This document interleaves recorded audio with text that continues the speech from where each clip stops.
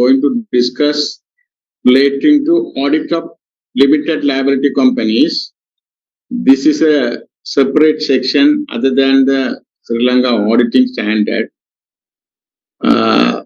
We have to discuss some more standard relating to modified opinion SLAUS 705 and Sri Lanka auditing standard 520 relating to analytical procedure, and some more standard depending on time we will discuss. Before that, some other part, other specific part relating to the syllabus, other than the standard, we are going to discuss some statutory audit provisions. There are a lot of statutory audit provisions according to Companies Act, audit provisions according to the Constitution, audit provisions according to the Companies Act number 7 of 2007. So there are a lot of statutory audit. The Finance Act provision also, they are relating to public corporation audit. So there are a lot of statutory audit provisions available in Sri Lanka. But we are going to discuss today relating to audit of public limited liability companies. I think you can see this board, audit of public limited liability companies. Under this section, we are going to discuss certain statutory provisions given in the Companies Act number 9 of 2007. Can you hear me, students? Yes, sir. Okay.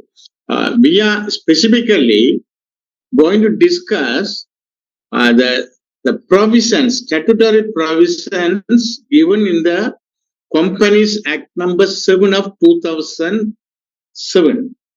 So in this Companies Act, the certain sections are important from section 154 to 165. In this section, we are going to discuss relating to, I will give the title, right? First, I will give you the title, Appointment of the Auditors.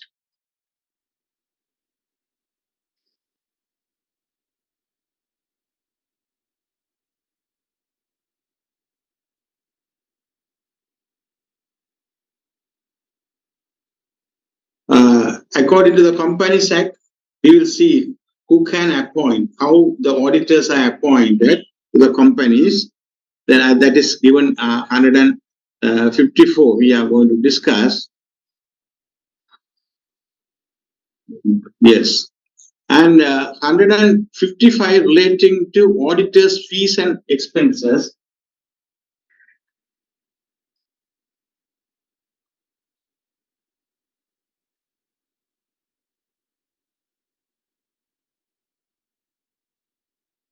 This is a professional charge. How is audit fees is determined? Who can fix the audit fees, or in what meeting? At what meeting the audit fees is fixing?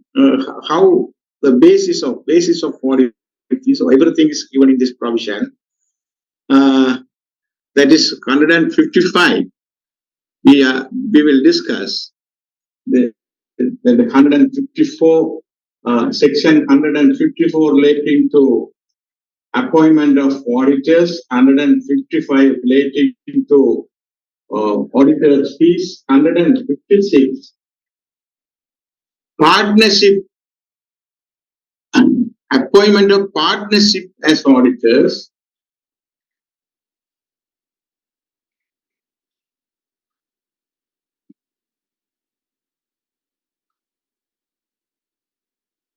Generally, audit firms practicing chartered accountants are appointed practicing chartered accountant or non-chartered accountant, also having audit firms. Audit firms are appointed. sometimes one partner, sometimes more than one partner in the audit firms. So sometimes uh, partnership of audit firms is appointed. What are the conditions to be fulfilled? Uh, we will uh, we will discuss under section 156. 156 relating to partnerships as an auditor. Another important section is 157. So qualification of auditors.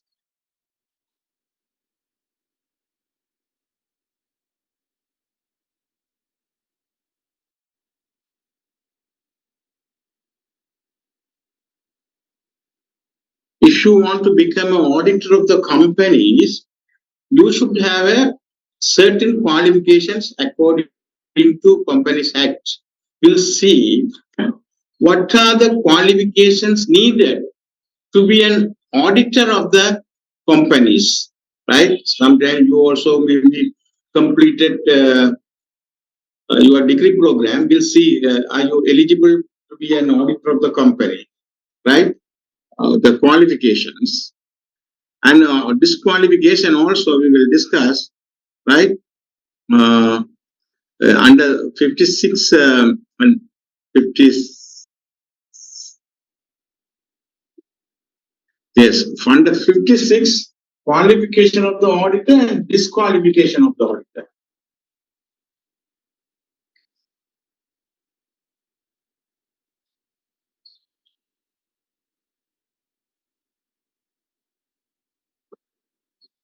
Disqualification to be an auditor of the companies.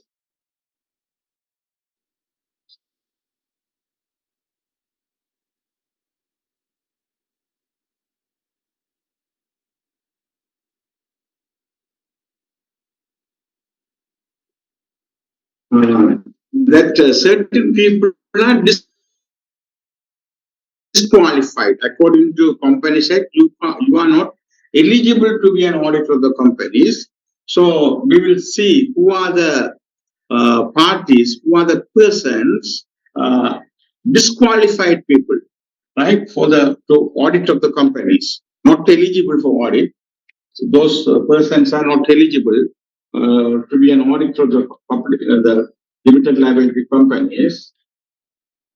Section 158 relating to automatic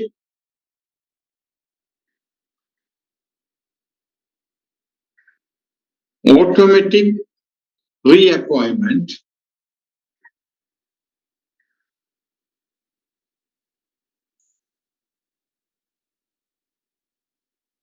Automatic reappointment.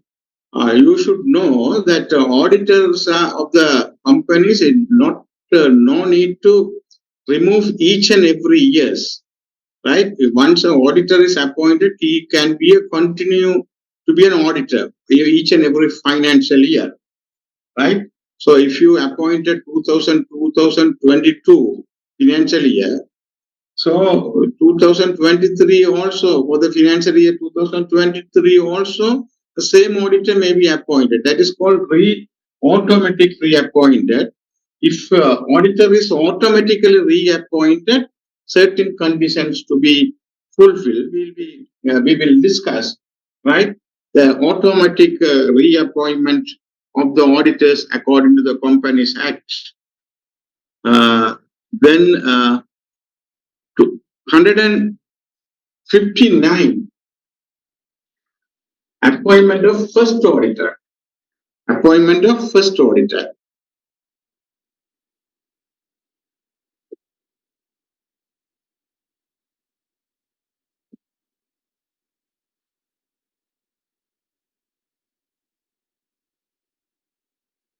Appointment of first auditor means at the time of company incorporated, uh, there is no shareholders, so uh, who are no annual general meeting. 59, 159. The appointment of the first auditor, who has right to appoint the first auditor. Appointment of first auditor.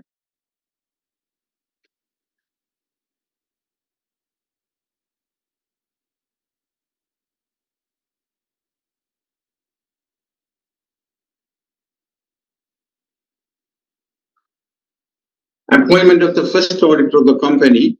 We'll discuss certain statutory provisions.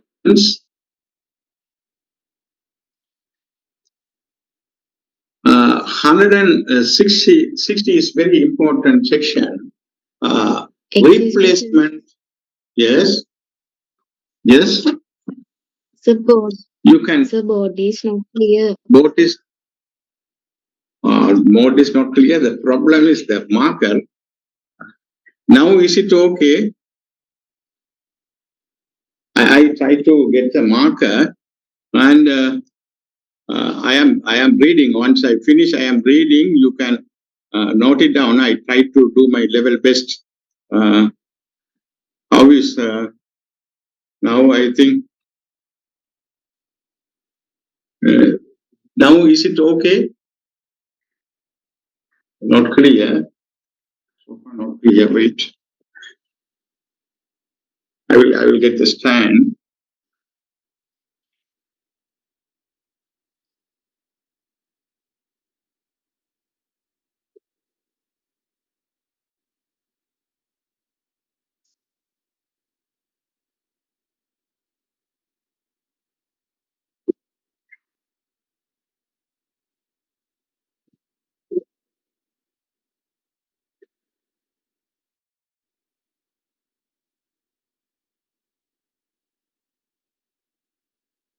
Now is it better than earlier?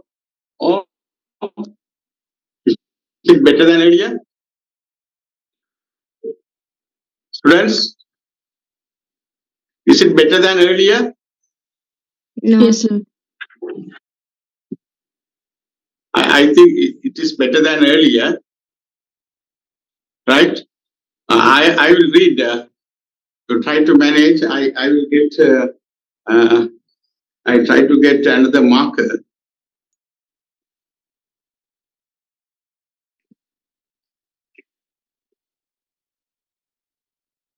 Section 159 relating to appointment of first auditor.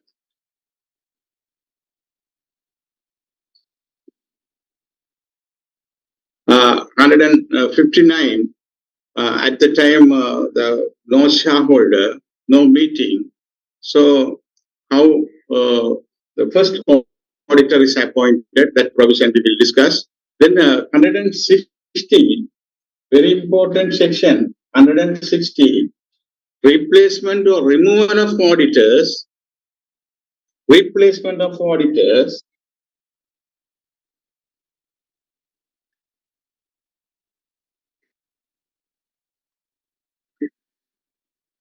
So you can't simply, once the auditor is removed to the public limited liability company, you can't simply remove the auditors from his office.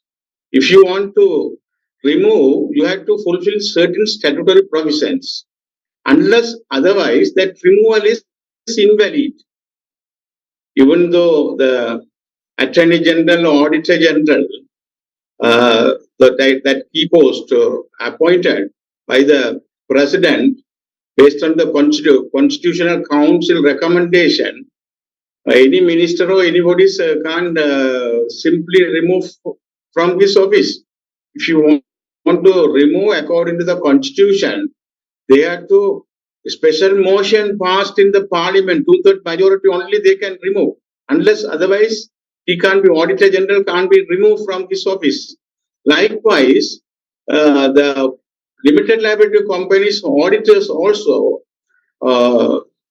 cannot be removes simply. You can't remove simply, right? You have to fulfill certain statutory provision. We will, when we discuss, we will see what are the provisions to be satisfied, provisions to be fulfilled to remove the auditors. Once the auditor is appointed, either shareholders, appointed by the shareholders, or either appointed by the directors of the company or the registrar of company, we will see, we will discuss. So if you want to remove, you can't simply remove, right? So certain conditions to be fulfilled. Otherwise, he can, the auditor who removed, he can challenge his removal to the court and get the appointment. So 160, we will discuss each and every provisions in detail. So this now I am listing out. I am not teaching now. I am not explaining each and every provisions. I am listing out what are the sections importance. What are the sections we are going to discuss. 161 is relating to statement by person ceasing to hold the office. That is not so important. If he removed, right, that statement, certain statement to be published, we will omit that this provision. Other one is section 162. Avoid conflict of interest. Very, very important. You should know what is conflict of interest. Auditor, not only the company's auditor, all auditor should, this is a ethical requirements. You must try to avoid conflict of interest. I will explain later what is conflict of interest. So this is a special provisions given in the Companies Act, avoiding AVOIDIN, avoiding conflict of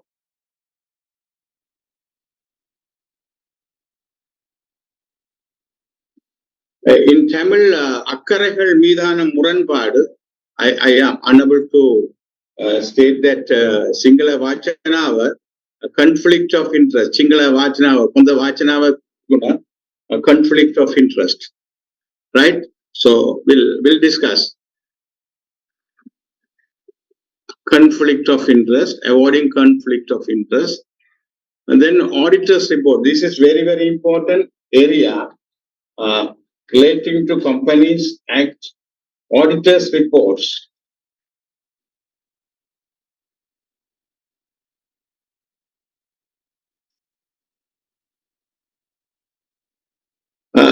We earlier studied, according to SLA US 700, the report, auditors reports having some format or elements. So if auditor prepare the issue and submit the report, the interested parties, so certain contents are important according to the Sri Lanka Auditing Standard SLA US 700. In addition to that, if the audit report is issued to the companies, certain matters, anivaram, mandatory, contain those matters contained in this auditor's report.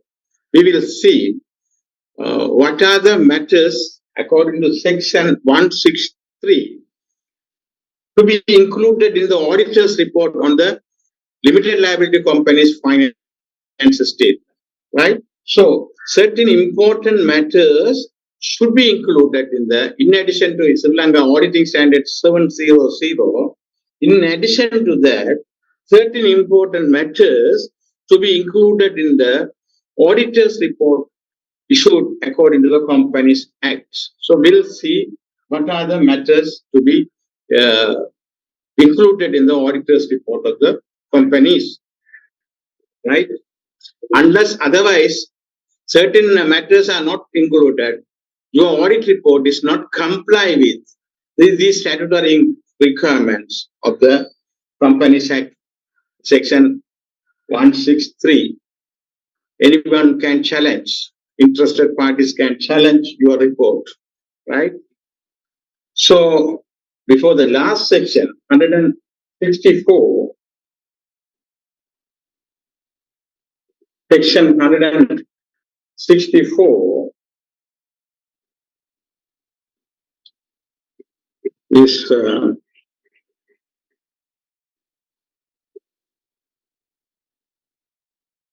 related to this is somewhat auditors' rights, right? Auditors' access to information.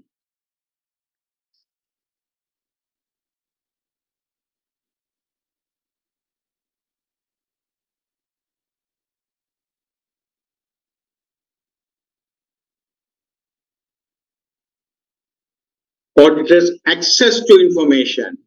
Pariksha karana පුළුවන්. What are the informations, right? You can't put to management or anyone put a barrier to access. This is somewhat auditors' right we will discuss. Then last section, 165, auditors' attendance at shareholders meeting. These also auditors' right. Auditors' attendance, 165. Auditors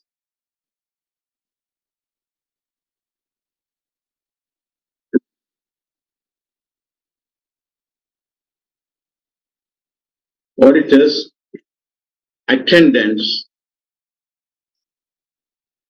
auditors' attendance at shareholders meeting. Once again, I am repeating these sections, listed section we are going to discuss, right? So first is section 154, appointment of auditors. So you should know who can appoint, how the appointment is made. Then section 155, you note down, if the word is clear, better to write down. The Companies Act 165 relating to auditors' fees and expenses. This is sometimes called auditors' remuneration. Auditors' remuneration. How this fixed, on what basis the audit fees is fixed. Everything we will discuss. Then 156, partnership as an auditor. In the audit firm, more than one part, sole proprietor, maybe a partnership audit firm. So partnerships as an auditor, certain requirements to be fulfilled. We will discuss. 157 is very, very important. You can find several questions tested in the university exams and public sector and professional examinations. Qualifications of the auditor of the to be an auditor of the companies and disqualifications. Both aspects are given in section 57. Who are the disqualified person to be an auditor of the companies? If you want to become an auditor of the company, certain qualifications you have to fulfill. You should thoroughly know what are the qualifications needed to be an auditor of the companies. Then 158, section 158, automatic reappointed. So certain, once the auditor is appointed for the particular financial year, he may appointed, automatically reappointed for the further financial years.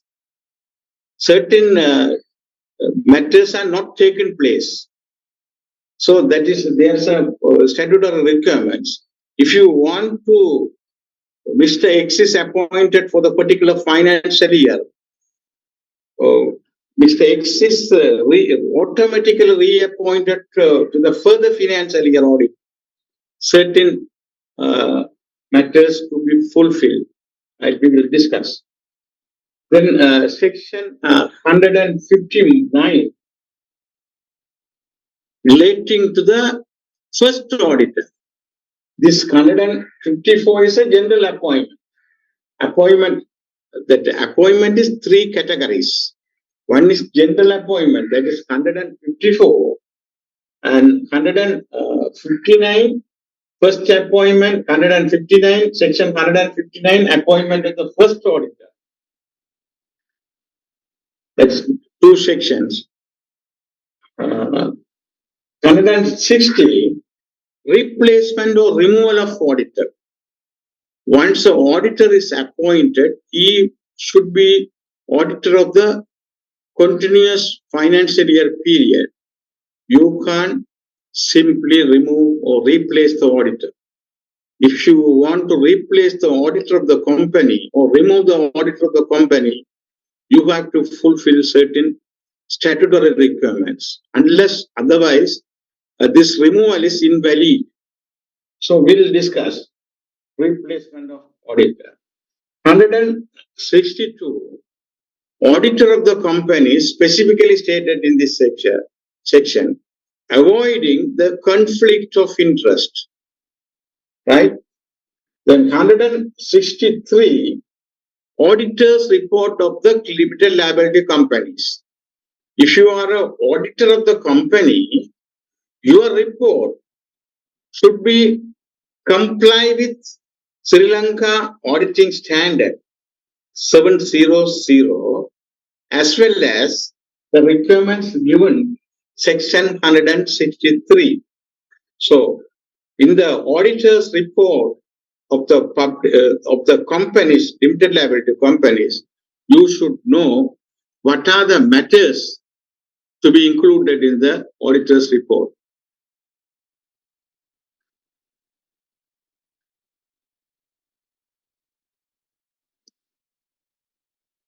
One student's asking, I don't know whether he attended in the previous class, now interrupting my lecture and asking, com 035, asking, please inform our assignment detail again.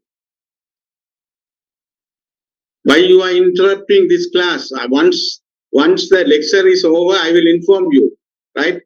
I am concentrating on this lecture program.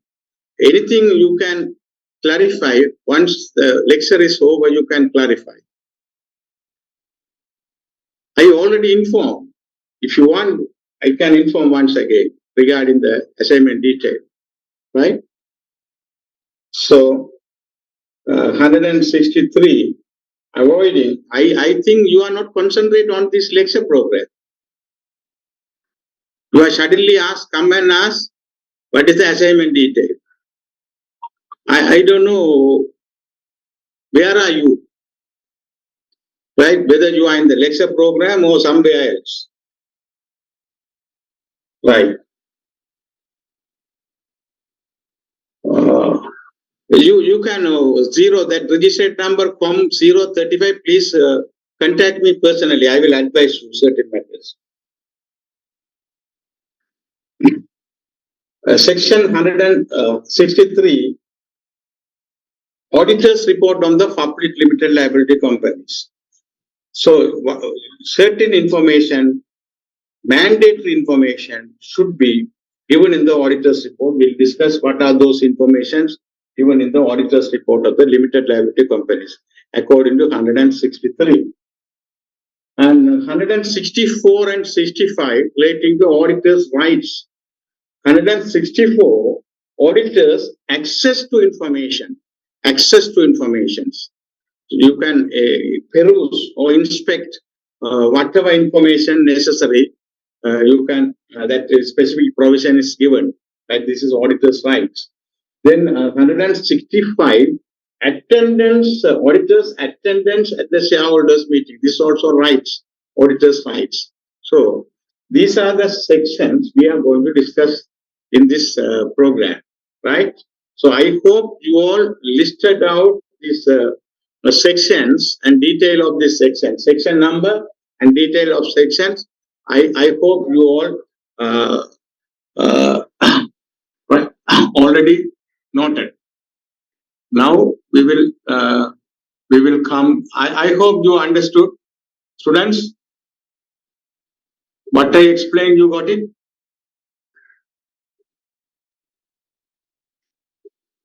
Right.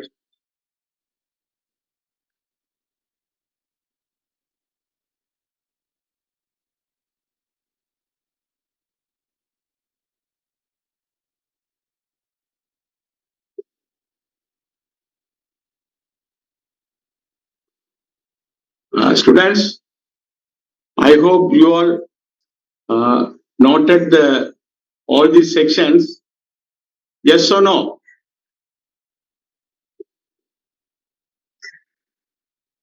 I don't know.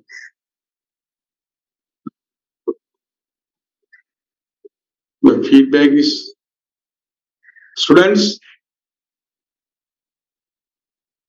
Yes, sir. Okay, right. Uh, Fine. Uh, Now we will discuss, right, each and every sections. First, 154 relating to the appointment of the auditor. Appointment of auditor. According to the section 154, a company shall at each annual general meeting appoint an auditor to hold office from the conclusion of that meeting until the conclusion of the next annual general meeting, and audit of financial statement of the company, and if the company is required to complete proof financial statement, those proof financial statement for the accounting period next after the balance sheet date for which financial statements were audited. The board of company may fill any casual vacancy in the office of the auditor, but while the vacancy remains the surviving or continuing auditor, if any may continue to act as auditor. Right, I will explain. Right, I will. Where at annual general meeting of the company, no auditor is appointed or reappointed, and no resolution has been passed under subsection 2, or the casual vacancy in the office of the auditor is not filled within a month of the occurring of such vacancy, the registrar may appoint an auditor. Right. So I am going to ask some question. A company shall within 5 working days of the power becoming exercisable given written notice to the registrar of that fact. The registrar is entitled to appoint an auditor under subsection 3. Where the company fails to comply with the requirements, that the right, that is not necessary, the punishment. So you must thoroughly understand what is given here, right? Who are the parties? I am asking some basic questions. Uh, who are the parties right to appoint the auditor according to this section? Who can be auditor? Who can appoint the auditor?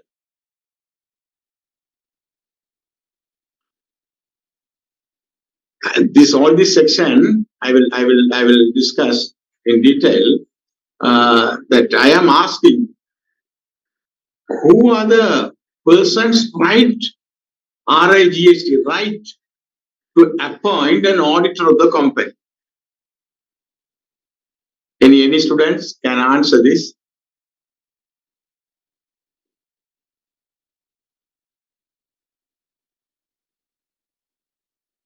කාටද වගකීම දුන්න appointment of auditors?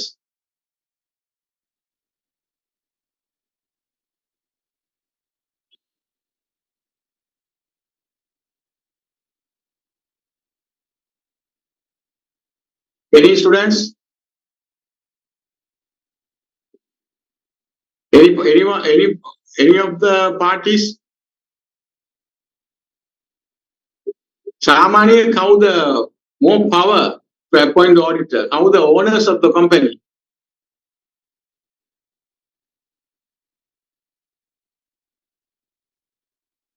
I don't know. Are you concentrating on? Shareholders are having rights to appoint the auditors. Board of directors are having rights to appoint the auditors.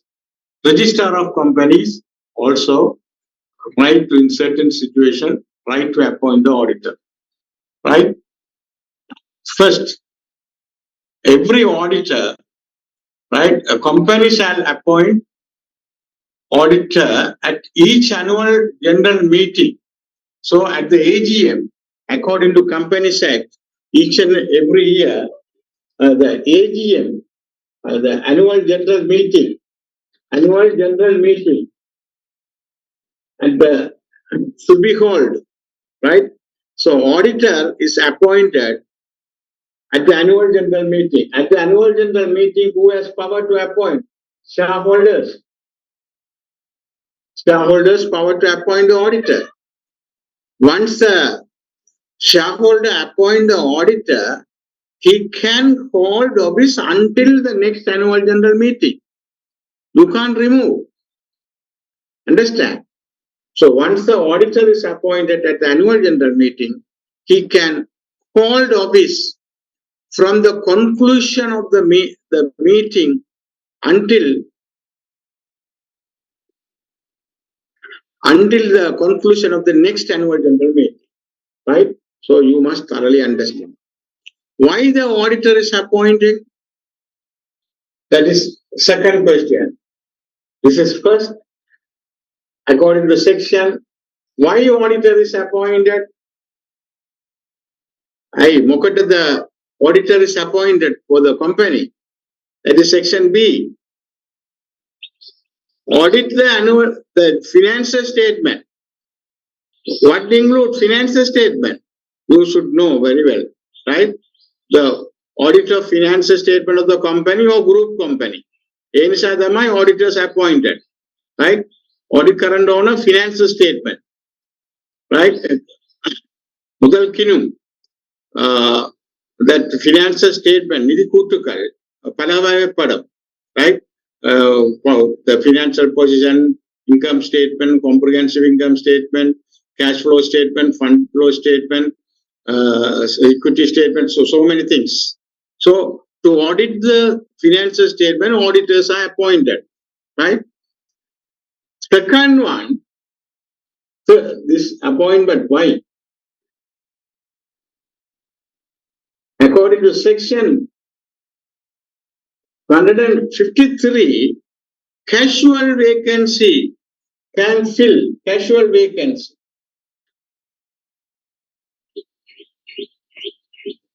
Casual vacancy nang mokkadal. Auditor sometimes died in between the first annual general meeting and next annual general meeting. Some auditor maybe died. Sometime incapable, illness, incompetent, sometimes problems, mentally not fit. So, Enisha, casual vacancies arise. Who has power to appoint the auditor? Section 2, 154, Section 2. Who has power to audit? Fill the casual vacancy. Students, you should answer this. I need feedback from you. The casual vacancies arise. The board of the company, board of directors can fill the casual vacancy. Board.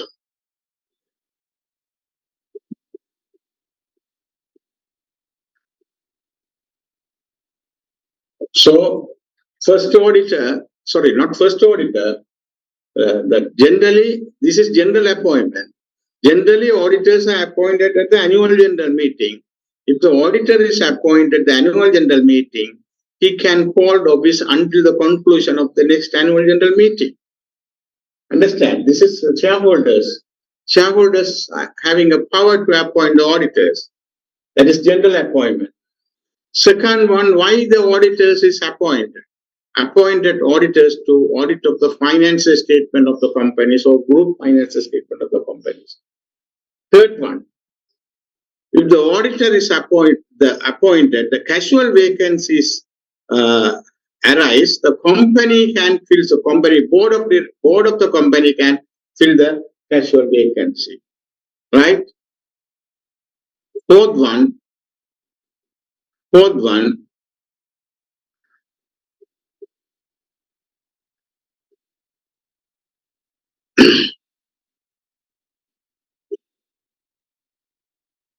at the annual general meeting of the company, no auditor is appointed or reappointed, no resolution is passed, or a casual vacancy of the office of the auditor is not filled within 1 month of the occurring of such vacancy.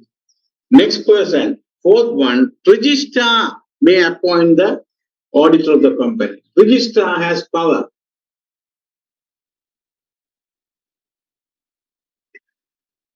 Registrar of the company.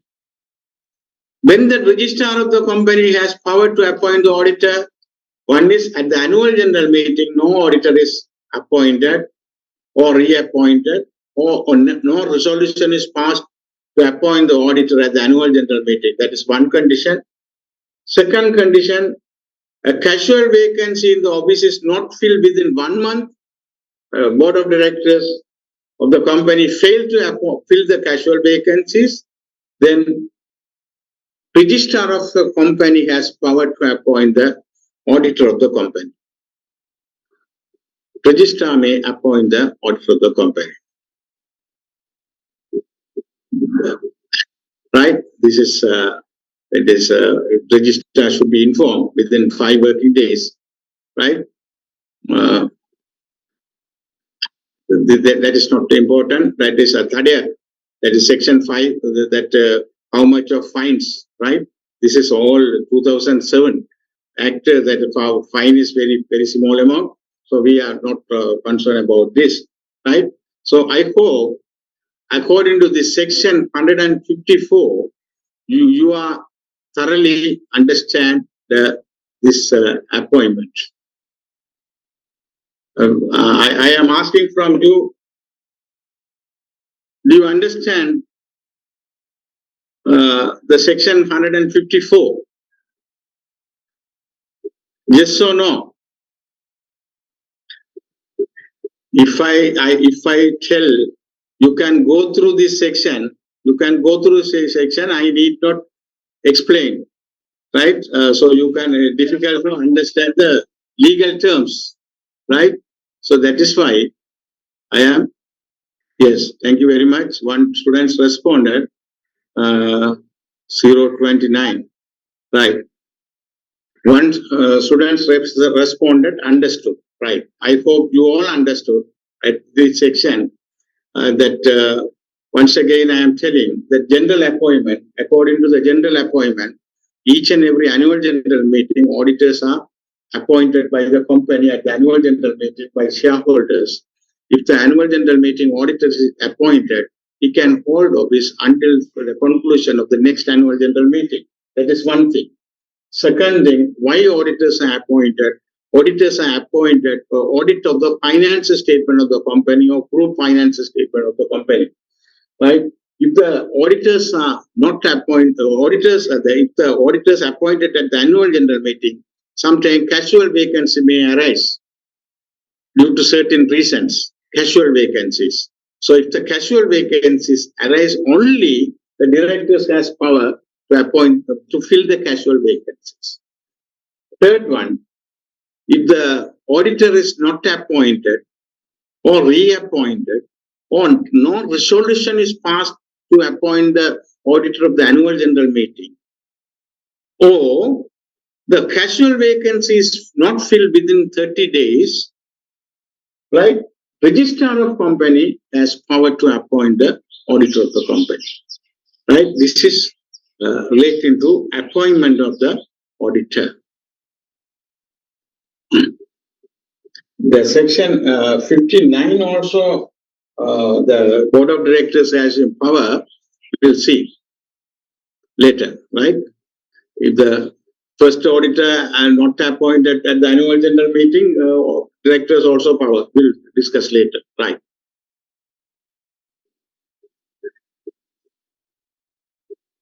I hope you all got thoroughly understood the section 154. Right. Audit fees. Audit fees means, what is that? Audit fees. That is a professional charges. Auditors, for the rendering of duties, audit service, they charge. Doctors also charge. Lawyers also charge it. Right? So, on what basis, we'll see later. Who can determine the fees? We'll read this. Right? The fees and expenses of an auditor of the company shall be fixed. If the auditor is appointed at the annual general meeting, company, by the company at such meeting, or in such manner as company determined at the meeting. That is one point. Second point, if the auditor is appointed by the directors, by the director. Third one, if the auditor is appointed by the registrar of,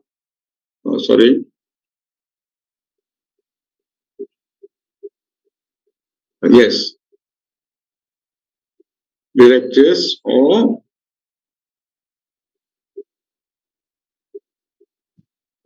the auditor is appointed by the registrar, It is not a difficult one, right?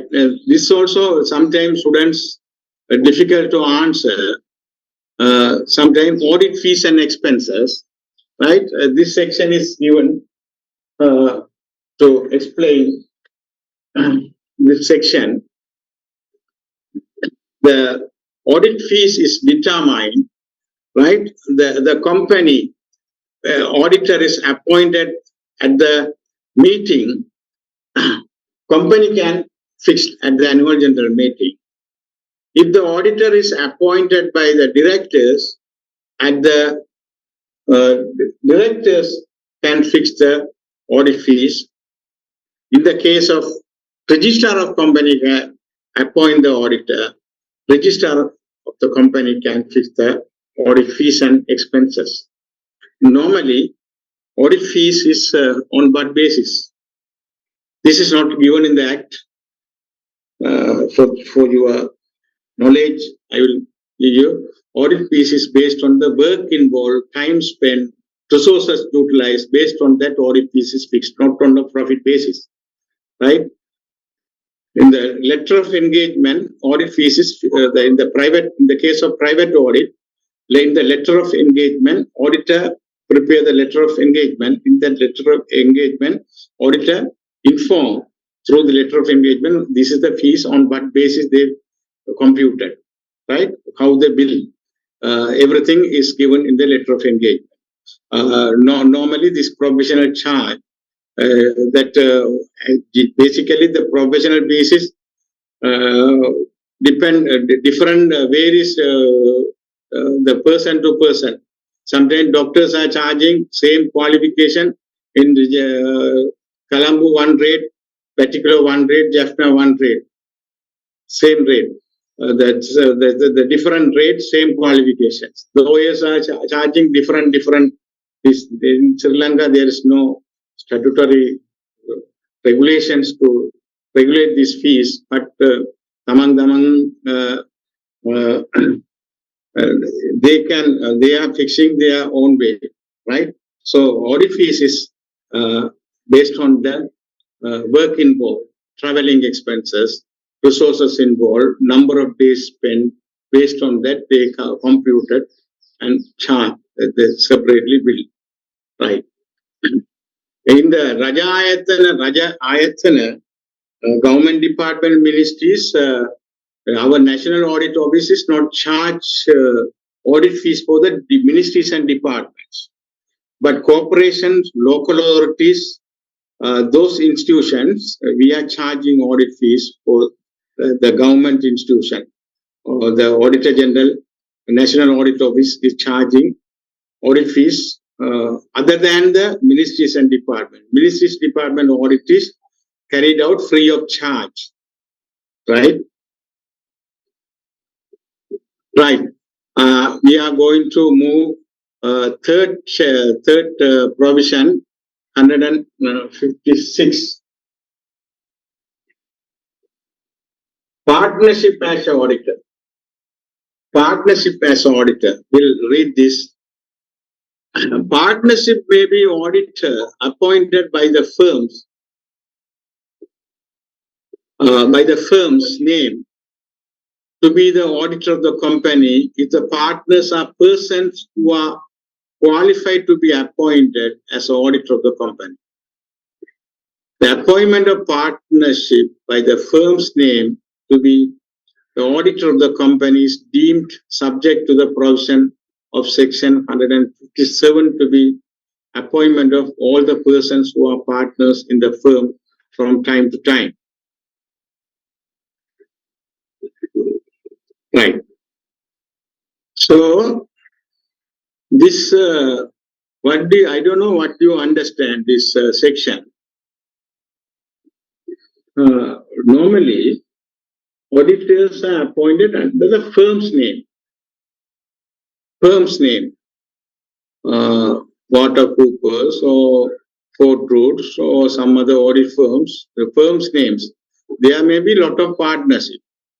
For example, Kandasamy and Fernando or Pereira, that both are partners of the audit firm, right? So this the auditors are not appointed to the Kandasamy's name or Fernando's name or Pereira's name. Their partnerships names KU and K and P come and Co like that, right? The firm's name they are appointed. That is one thing, right? Auditors appointed in the firm's name, audit firm's name. But in the firm there are partners. There are sometimes 2 partners, 3 partners, 4 partners. All these partners are to be qualified to be auditor. The qualification is sections 157, right? So all these partners to be qualified to be auditor of the firm. For example, only chartered accountant, we will discuss the next section. In the case of public limited liability company, only qualified people chartered accountant, right? Practicing chartered accountants are to be a qualified auditor of the public limited liability company. In the audit firm, 5 partners, the 3 partners are chartered accountant. 2 partners are not non-chartered accountant, intermediate qualifications. So can you appoint the particular public limited liability company, this firm, particular firm? No, because all 5 partners are not a qualified chartered accountant. Understand? So if the partnership is appointed as an auditor of the company, all the partners should be qualified to be an auditor of the company.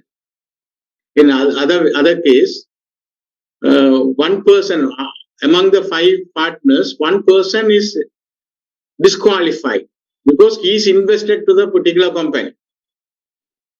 Even 5 partners are chartered accountant. The public limited company appointed this particular audit firm, but among the 5 partners, one chartered accountant is invested in the particular company, the public company. He is disqualified. So all the partners are not qualified to be an audit of the company. So you must clearly understand that the partnership can be appointed as auditor of the company. That is a firm name, right? So all the partners are qualified to be auditor of the particular company. Unless otherwise, you can't appoint the particular firm. I think you got the point. I am repeating this section. A partnership may be appointed by the firm's name to be an auditor of the company. That is the first condition. Audit firm nama damai පාවිච්චි කරන්න පුළුවන්. තමන් තමන්ගේ නාම පාවිච්චි කරන්න බෑ. Sometimes Fernando, Kandasamy, Pereira, all are partners. You can appoint Pereira's name, right? You are the common audit firms namadamai pavichu karanna puluvan, right? That is one thing. Other thing, if the partners are persons who are qualified to be appointed as auditor of the company, right? Partners are qualified to be appointed of the company, you must appoint the partnership name. Second condition, partnership with the partnership by firm's name to be auditor of the company is deemed subject to the provisions of the section 157. That is a qualification and disqualification, right? The subject to the 157 only you must also you should consider when you appoint as a partnership as an auditor of the firm, auditor of the company, right? I think you can understand this. It is not a difficult one, right? So partnership as an auditor.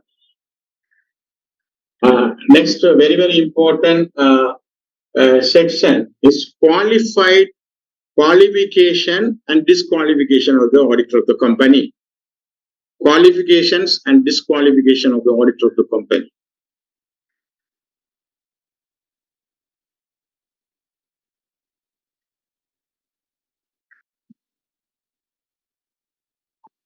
I will read this provision. First, I will read, then I will explain to you. Please try to understand when I read. A person shall not be appointed or act as an auditor of the company unless that person, two conditions. One is a member of a member of the Institute of Chartered Accountants of Sri Lanka, or is a registered auditor. If the company, I am not to categorize private company or public company. I hope you can very well know what is public company and what is private company. If you want to become an auditor of the company, you should have two qualifications. Company should check two qualifications. One is the member of these two categories of the person only can be auditor of the company. One category is the member of the Institute of Chartered Accountants of Sri Lanka. They must have a certificate to practice, right? Certificate to practice. A second qualification, be a registered auditor. Even if you are not a chartered accountant, according to the Companies Act regulations, you can become as a registered auditor. How can become a registered auditor?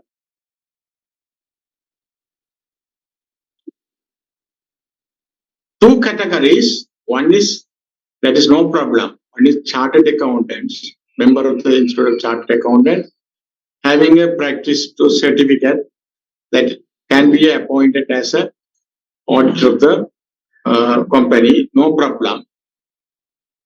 Second one is a registered auditor. Even though if you are not chartered accountant, you can become a registered auditor if you have some qualification that is not given in the Act.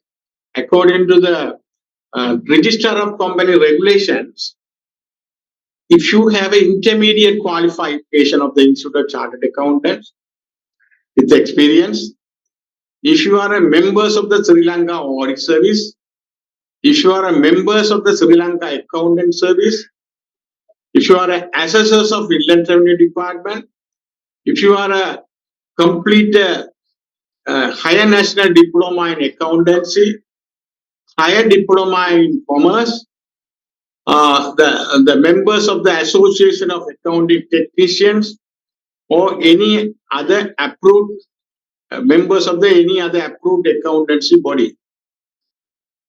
But degree holders are not given, right, to become a registered auditor. So even though if you are not a chartered accountant, according to the company's the register of companies regulations, a certain category of the people can become a registered auditor. Those who are members of the Sri Lanka Audit Service, National Audit Service, not in the service time, after retirement. Members of the Sri Lanka Audit Service, members of the Sri Lanka Accountant Service, uh, intermediate qualified of the Sri Lanka Institute of Chartered Accountants, holders of higher national diploma in accountancy, holders of higher diploma in commerce, members of the AAT, Association of Accounting Technicians, or any other members of the approved accountancy body. Those can become a registered auditor. Understand? So, two categories of the people can be auditor of the company. One group is a institute of members of the Institute of Chartered Accountants. Other group is a registered auditor. Right? Again, you should understand this provision, notwithstanding the provision of the subsection A, a person shall not be appointed or act as auditor of the company other than a private company or company limited by guarantee unless that person is a member of the Institute of Chartered Accountants of Sri Lanka. Subsections A. Person shall not be appointed or act as auditor of the company other than the private or a company limited by guarantee unless that person is member of the Institute of Chartered Accountants. So according to this provision, according to the provisions, there are two companies. One is public company, other one is private company. Public company, public company is only quoted share can issued public. Private company not issuing share to the public, and other restrictions also there, the members and number of members and all. So there are two category of uh, companies. So the chartered accountants can be auditor of the public company as well as a private company. But according to these sections, registered auditor only can be auditor of the private company or company limited by guarantee. Right? The public limited company must be audited by chartered accountants. Right? Public chartered accountants can be auditor of the public company as well as a private company. But registered auditor can only be auditor of the private company, right, or company limited by guarantee, right. So I hope you understood, right. Only two category of uh, uh, uh, qualification act as auditor. A person shall not be uh, person. Uh,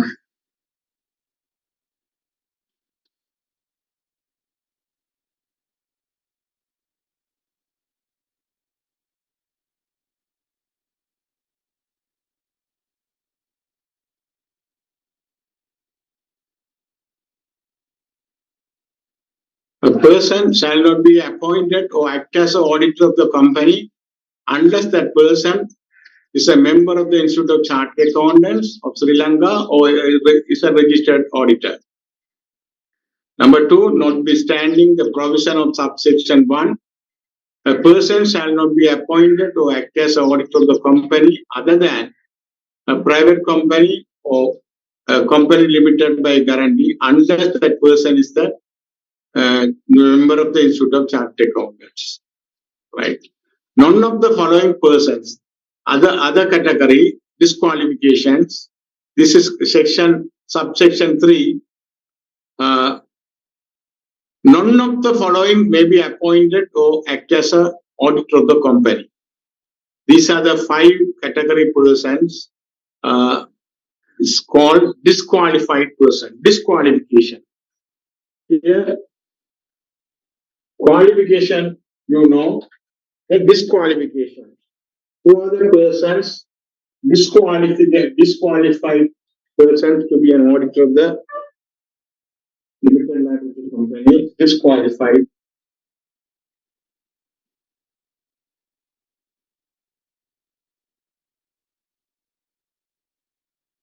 Disqualification. There are 5 category of persons not eligible to be an auditor of the company. A director or employees of the company. If you are a director of the company, at the same company, you can't be an auditor. If you are an employee of the company, you can't be an auditor of the company. Be a person who is partner or in the employee of the director or employee of the company. A person who is a partner, if the person is maybe in the partner of the company or employment of the director, right, or employee of the company. C, a liquidator or administrator or a person who is a receiver in respect of property of the company. Sometimes court appointed, one for audit firm, normally audit firms are appointed as a liquidator or administrator or receiver at the time of liquidation of the company. Company is appointed one audit firm as a receiver. Receiver means to sell the company's property and settle all the debts and loans of the company. That is called receiver. Receiver or liquidator or administrator cannot be an auditor of the company. Then a body corporate, a person who, by virtue of paragraph ABC, may not be appointed as actor, as an auditor of the related company. If the company is in the related company, the ABC persons, the persons mentioned in the ABC also not eligible to be an auditor of the company. So I hope you are thoroughly understand. This is specifically given. These are the persons, disqualified persons according to the Companies Act. They cannot be auditor of the company. So I hope you understand.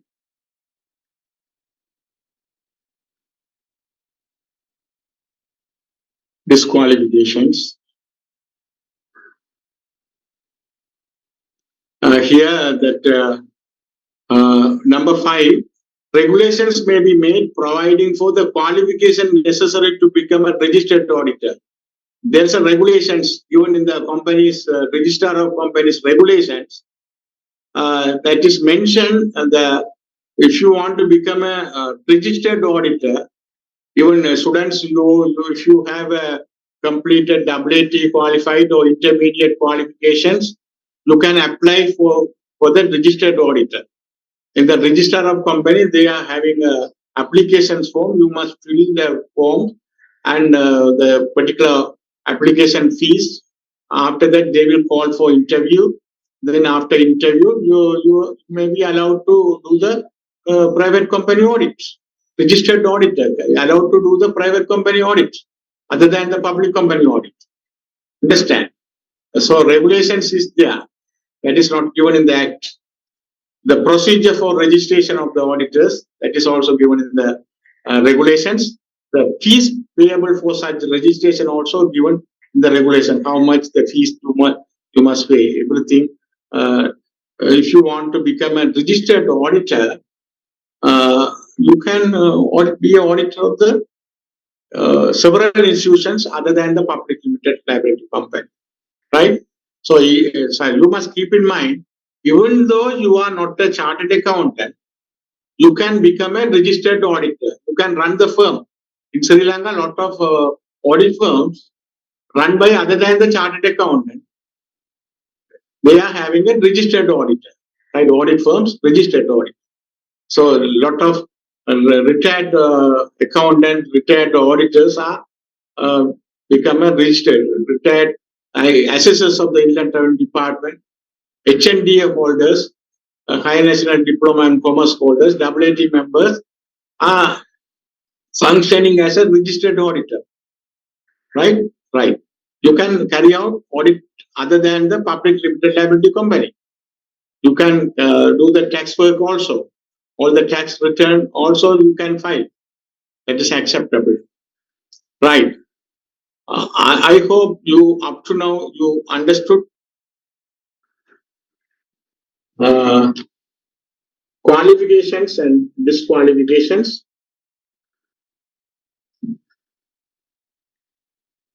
Qualifications and disqualification you can understood.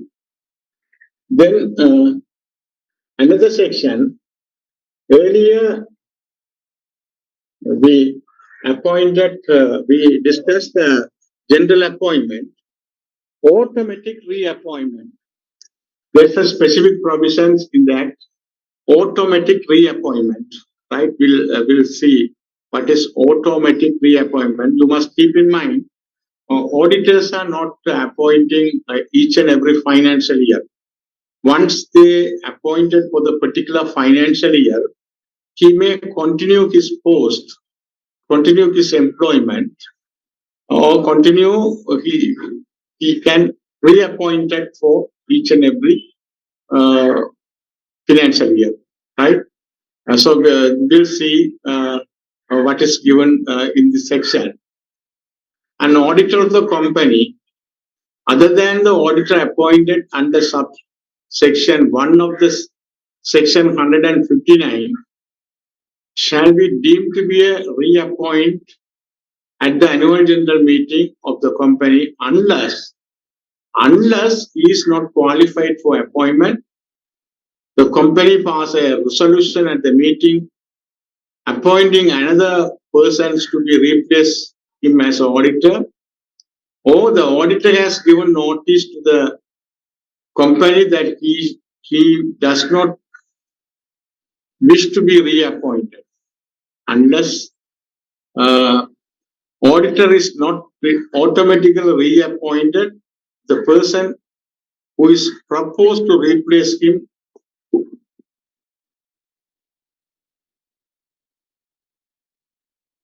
Hello, ഞാൻ Zoom meeting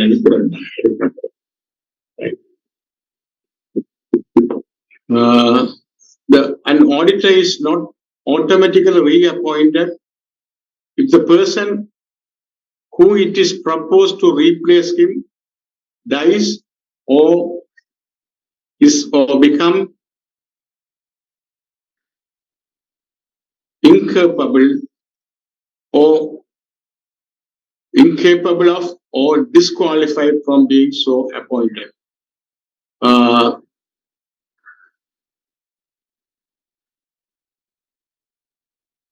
So you must understand what is automatically reappointed, right? Unless otherwise, the person appointed is not qualified for appointed. The person appointed is not qualified for appointed, you can't automatically reappoint. Okay. Earlier, he is qualified, but now he is not qualified. He become a sometime director. He may be invested. So some problems. He's not qualified to be for appointment. Now another financial year. So he can't be here automatically reappointed. Otherwise, unless otherwise, he is automatically reappointed. The second conditions, the company passes a resolution at the meeting appointing another person to replace him as auditor. If the company does not pass any resolution to replace him, he can be automatically reappointed. The company passes a resolution at the meeting appointing another person to replace him as auditor. If the thing is happened, you can't be automatically reappointed. Unless otherwise, you can be automatically reappointed. The third situation is the auditor has given a notice to the company that he does not wish to reappoint it. Notice Tunana, Kamadina, Kamadina next year. Then you can't be automatically reappointed. So unless otherwise three situations are not taken place, the auditor is appointed at the annual general meeting, he can be automatically reappointed. You should know in what situation auditor appointed at the annual general meeting cannot be automatically reappointed according to the section 158, right?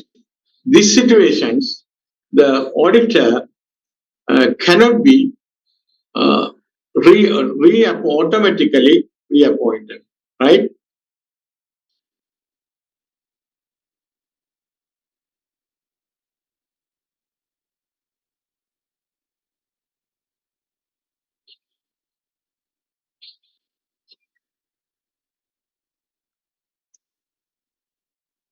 So the second section is the auditor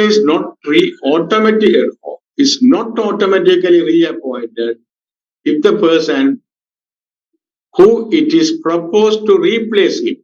That means automatically reappoint Karalnathan, sometimes he may be replaced or dies or is become incapable or disqualified from being so appointed.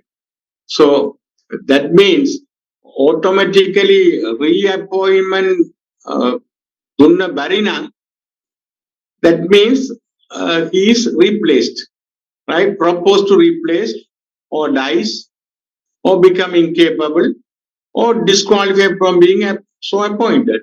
In this situation, he cannot be automatically reappointed. So you should know auditors are generally automatically reappointed. But these two situations, according to the Companies Act, auditor appointed at the annual general meeting cannot be automatically reappointed. இந்த சந்தர்ப்பத்தில் அவர்கள் சுயமாக நியமனம் செய்ய முடியாது. Right. Then it is not a difficult one. Appointment of auditor, appointment of first auditor. Appointment of first auditor.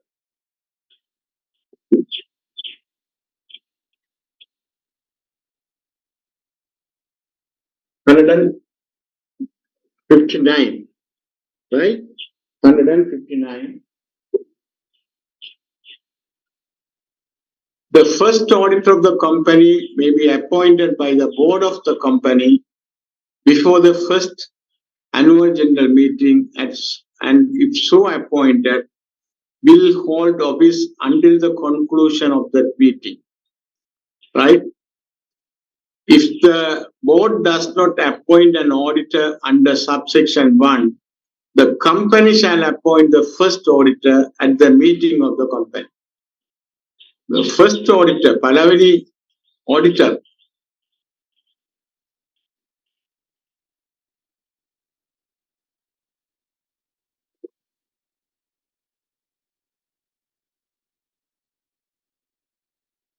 the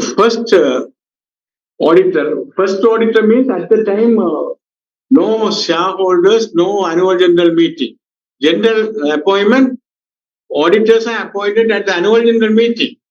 But the first company, the first time company is incorporated, the first auditor of the company appointed by the board of directors. At the time, no annual general meeting.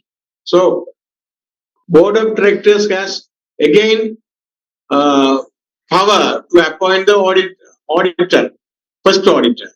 The other time, Board of directors also power to fill the casual vacancy. Earlier we discussed. The first auditor also, board of directors having power to appoint the auditor before the first annual general meeting, and if so appointed, the first auditor is appointed by the director. If so appointed, will hold office until the conclusion of that meeting, right? If the board does not appoint an auditor under subsection, board of directors not appointed, the company shall appoint the first auditor at the meeting of the company. So company can appoint at the first meeting. At the meeting, first auditor can appoint by the company at the meeting. So the first auditor, you should thoroughly know, first auditor can be appointed by the board of directors. If so appointed, he can appointed until the conclusion of the first annual general meeting, right?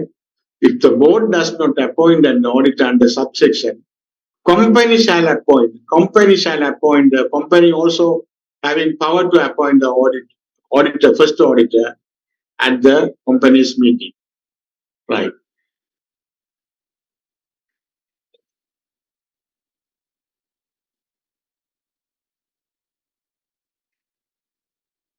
So another conditions, neither board no company shall be required to appoint an auditor in accordance with the provisions of the section if the unanimous resolution is passed by the shareholders that no auditor be appointed.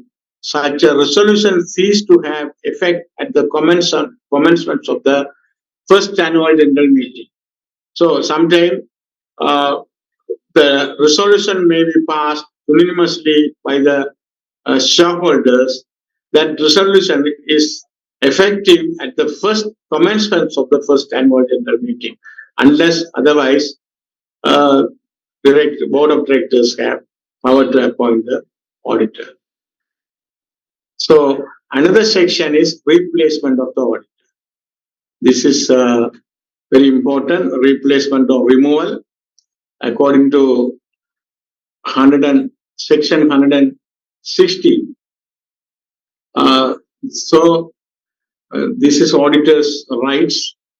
You can't, once the auditor is appointed, you can't remove the auditor from his office uh, unless otherwise you must fulfill certain requirements, right? So we can see here what are the statutory requirements to be fulfilled to replace the auditor.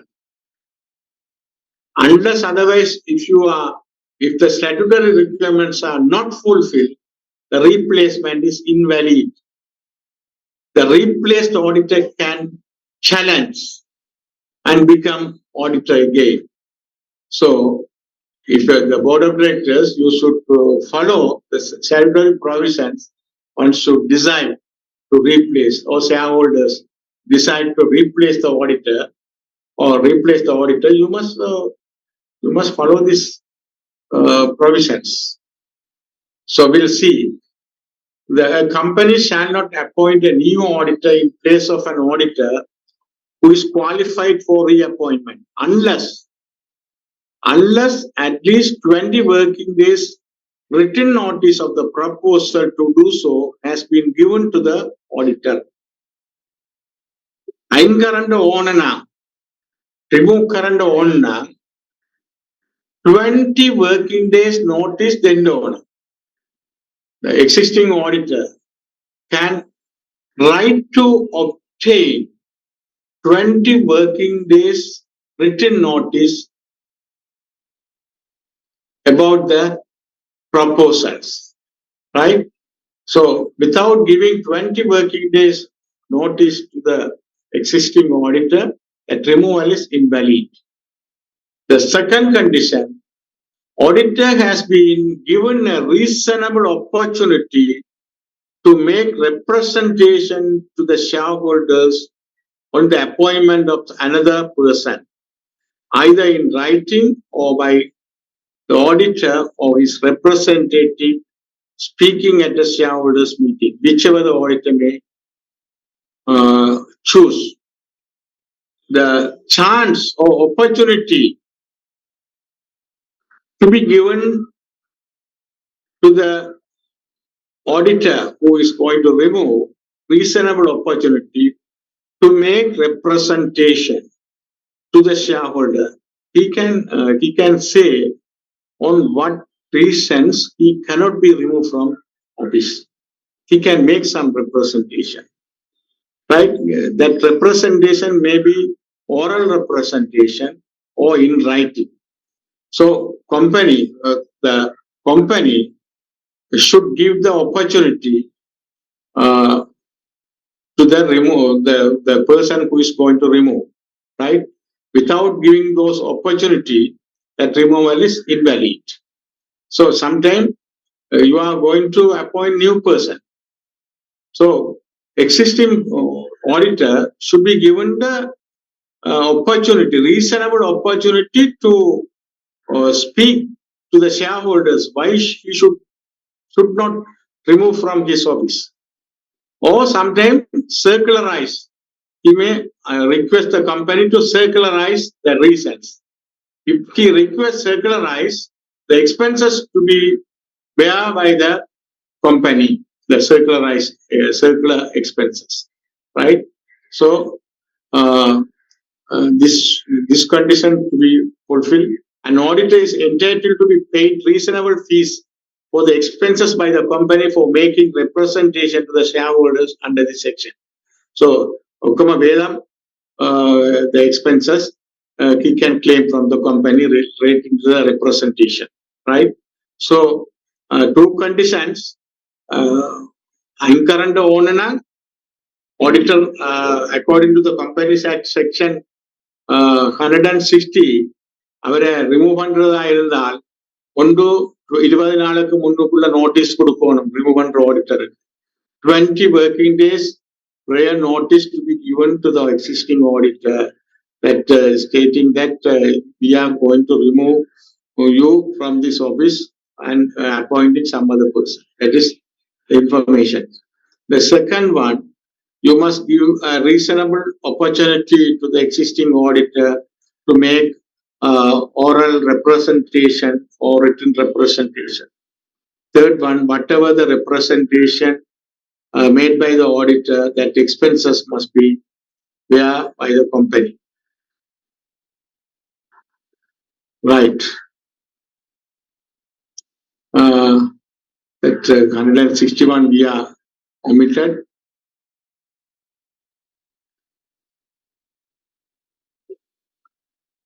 62, section 162,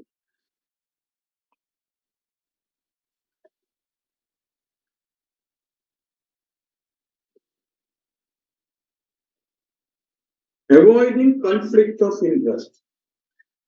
One, what is conflict of interest? Certain behaviors or certain act, your decision or judgment may be impaired.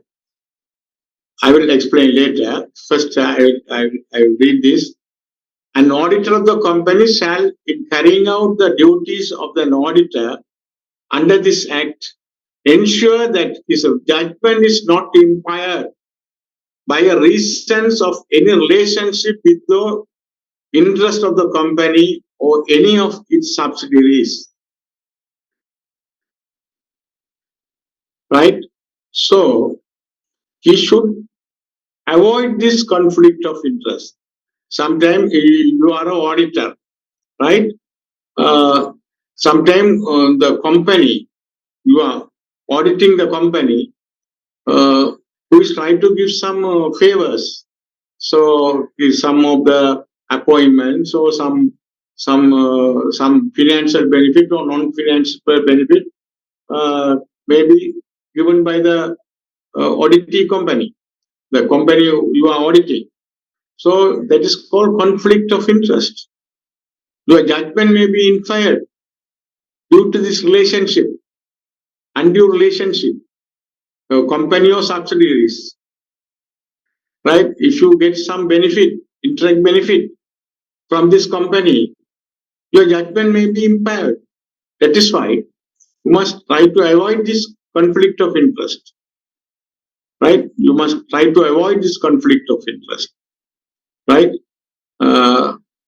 Sometime, for example, uh, a registrar of companies giving a contract to the some contractors.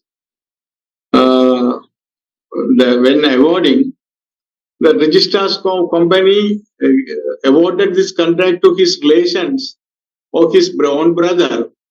That is called conflict of interest. So some relationship may be there, indirectly or directly relationship. So their decisions, you can't take correct decision. That is called conflict of interest. So auditors, not only the company's auditors, that other auditors also try to avoid this conflict of interest. You should know what is conflict of interest, right? So according to this specific section 162, the auditor of the company should avoid the conflict of interest. That maybe uh, in an audit of the company shall, in carrying out the duties of the auditor under this act, ensure that his judgment is not impaired by reason of any relationship with or interest of the company or any of its subsidiaries. So maximum you must try to avoid this conflict of interest. Understand? Anchor and owner. அக்கறைகள் மீதான முரண்பாடு. Right. We will come to the next section. Auditors report of the companies. Auditors of the company shall make a report to the shareholders on the financial statement audited by him. The auditor's report shall state the basis of opinion, scope and limitation of the audit, whether auditor has obtained all information and explanation that was required, whether in the auditor's opinion, as far as appears from an examination of them, proper accounting records have been kept by the auditor. Proper accounting records have been kept by the auditor.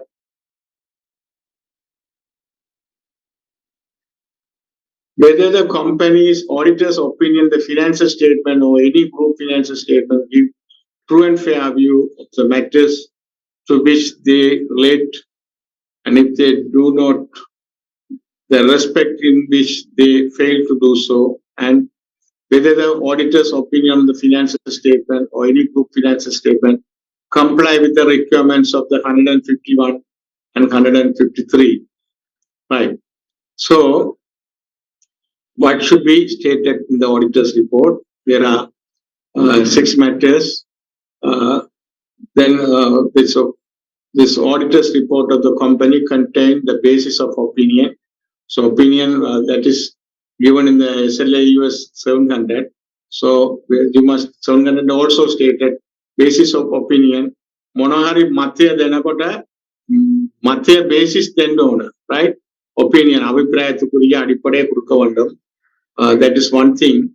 Auditor's report. Any company's audit, you can find this. All these informations are available. When you go to website, any company audit reports, you can chartered accountant, so public limited liability company or private company audit reports, you can find this content, right? Basis of opinion first, then scope of audit and limitation of audit, then specifically Kiandona, whether Turaturu, Ukama, information and explanations are required informations and explanations are obtained or not. whether the auditor has obtained all the information and explanations was required. This one specifically stated in this audit report. Then auditor's report specifically state whether the company having a proper books of accounts. Then third one, the financial statements are next one. Financial statements are showing true and fair view. Right? Financial statements are true and fair view. Last one, companies comply with section 151 and 53. That is operation and mismanagement. That is that auditor should state company is comply with these requirements of section 51 and 53, right? Any audit report you can find, right? So audit report should contain all these section and auditor also stated any conflict of interest, existence of relationship with directly or indirectly company transactions, directors' interest in the contract. The directors are the auditor of the company shall at the same time as he delivers his report of the company, delivers to the company a statement.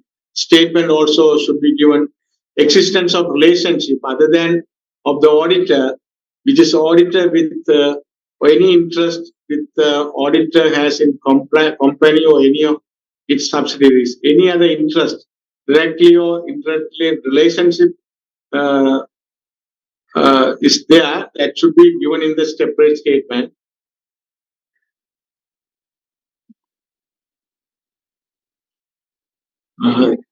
This amount that in the statement he should state a separate statement regarding the audit fees and expenses. That also necessary. That is not an audit report. Other statement that is not necessary. The audit report you must mention that what are the according to the Companies Act section 163. These six matters to be given in the auditor's report of the company, right? The statement is not necessary. Then other things 164 relating to the auditor's right.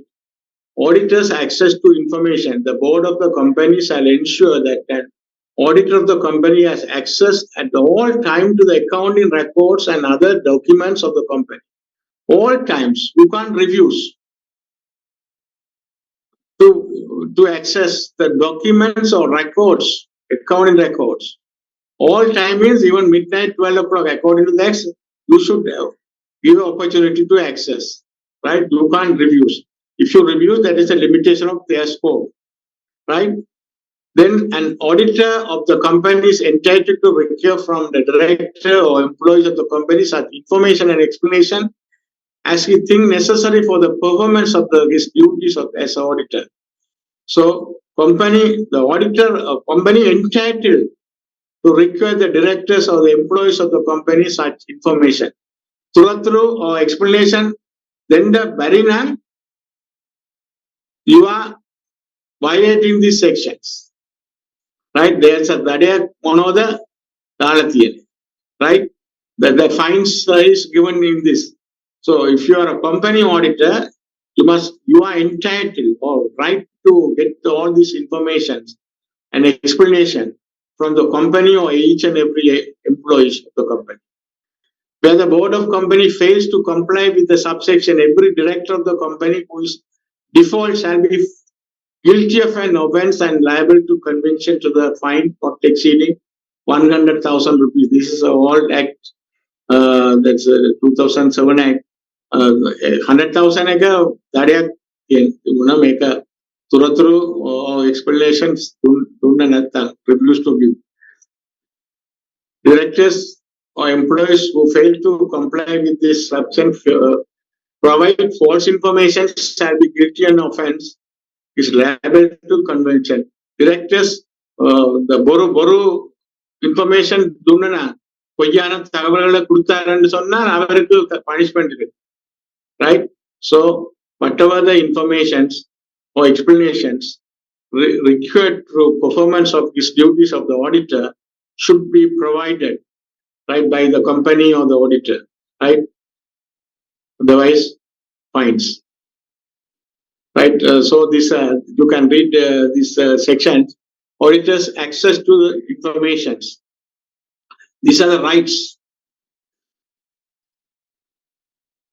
access of information, right to get remunerations, right, right to attend the meeting.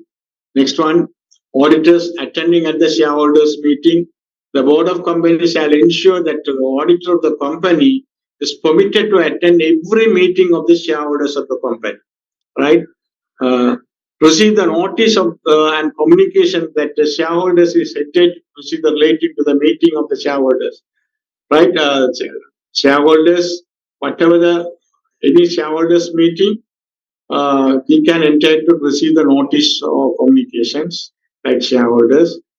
Maybe here heard at meeting of the shareholders which he attends on any part of the business of the meeting which concern is as an auditor. We can hear uh, any maybe heard at meeting of shareholders which is attend to any part of the business of the meeting which concern him as auditor. If you fail to do the opportunity, there's fines and all, right? So right. And the annual report, we are not discussing the annual report. Every companies prepare the annual report. You can see the website. Every company's annual report that is compulsory, right? Board of the directors are responsible to prepare the annual report. These days, the public sector also, every department, ministries, local authorities, every ayatana annual report prepare, right?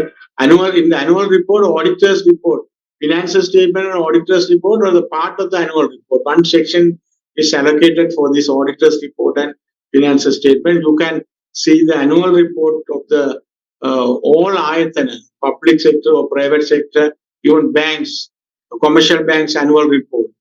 There may be more than 200 pages annual report, right? Every language available, right? Annual report. So annual report, that is, we are not discussing annual report to the shareholders, but that is also the annual report, the finances, the finance statement, annual report, mission, objective goals, a lot of things. 7 chapters are there. One chapter is uh, financial statement and auditor report. So you can find everything, right? So these are the sections we discussed.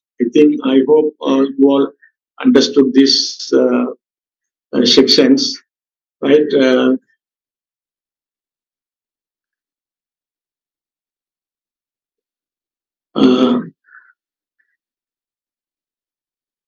I hope you are written and the sections are listed out. You refer the sometimes some textbooks are available to explain these statutory provisions. The act also you can find, right? Uh, uh,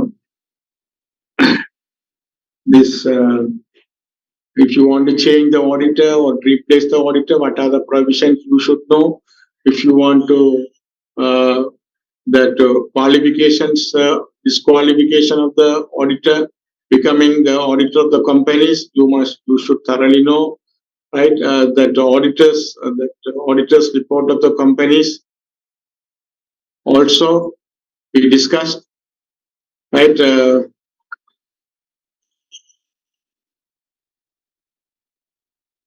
All these sections are very important sections.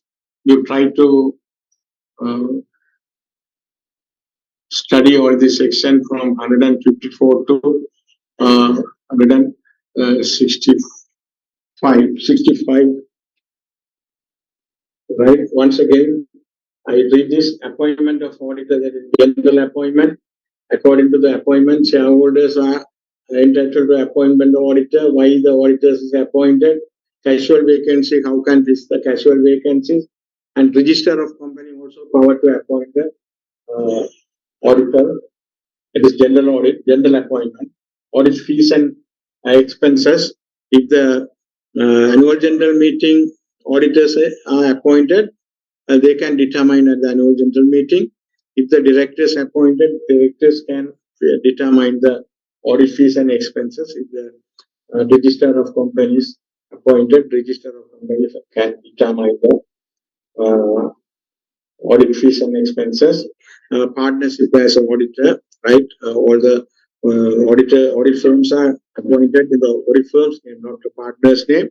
And auditor, all the partners are eligible to qualified to be an auditor of the companies, even a public company or private company. Right? Qualification and disqualification, very important sections. Who are the people qualified? Two categories. One is the members of the Institute of Chartered Accountants having practice and certificate. Another category is registered auditors. So registered auditors can only carry out other than the public limited liability company. And disqualification, there are six category of persons are disqualified to be an auditor, of the company. Automatic reappointment, or auditors are normally or generally automatically reappointment unless otherwise three situations are not taking place. Then 156, 59, appointment of the first auditor. First auditor at the time, no meeting, no annual general meeting. Directors having power to appoint the first auditor. And replacement of auditor, there are some conditions. So to be satisfied or fulfilled replacement or removal of the existing auditor, there are uh, two or three conditions to be satisfied. Otherwise, the removal is invalid. Avoiding of conflict of the avoiding of conflict of interest. That is specific section. You should know what is conflict of interest. Auditors should avoid the conflict of interest that instances they will affect your decisions or judgments. Right? So that's why avoiding the conflict of interest. Auditors report on the limited liability companies. There are certain informations, mandatory informations to be given in the auditor's report with the public limited liability company. You should know, according to the section 163, what are the informations must be given in the auditor's report of the public limited liability companies. Then other things, auditors access to all the informations and explanations. Auditors attendance at the shareholders meeting, right? Auditors rights are there. Duties are normally auditors' duty to submit the report to the shareholders, right? The other rights also. Yeah. I think we can have a break. Uh, Students, I want to know your feedback. Say, are you understood these provisions or confused or clarifications? Students, I need your feedbacks.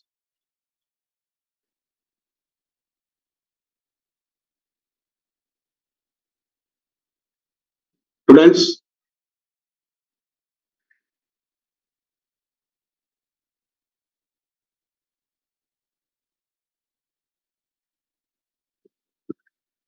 okay, okay. I hope you all understood this section. Audit of public limited liability company. This particular statutory provisions are you try to understand, right? I think due to time limitation, is not in a position to writing questions.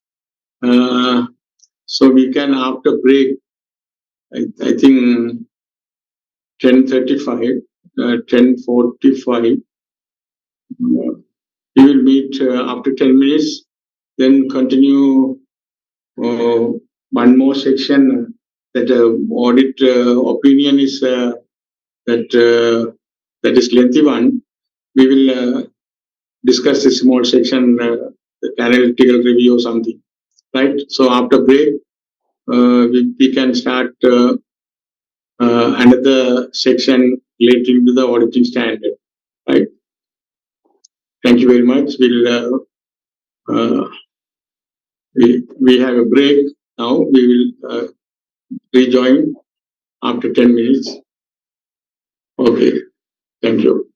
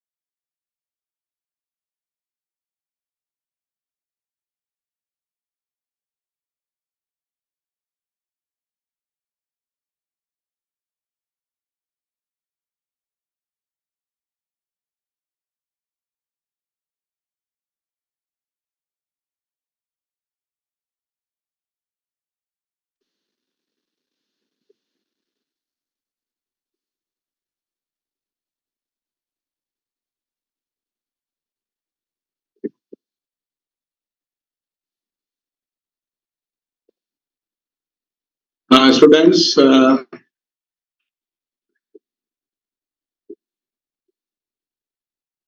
we start?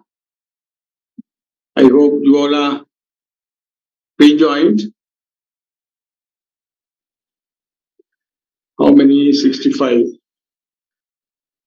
So we can start right now and finish before 12 o'clock.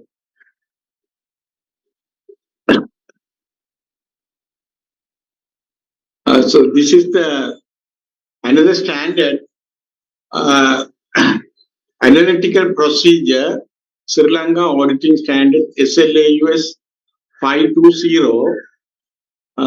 We are not going to deep, but you should know what is analytical review, analytical procedure, and how to do this analytical procedure and purpose of this analytical procedure. All these important area we will discuss. So basically, you should know what is analytical procedure, analysis of financial statement. It's called analytical procedure, right? Three purpose of analytical procedures are there. Three purpose of one is risk assessment analytical procedure. Second one, substantive analytical procedure. Third one,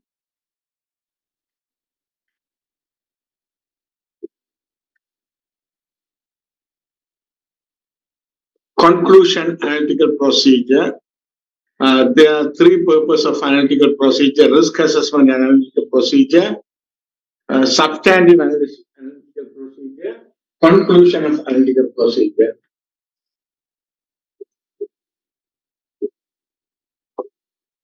Three purposes.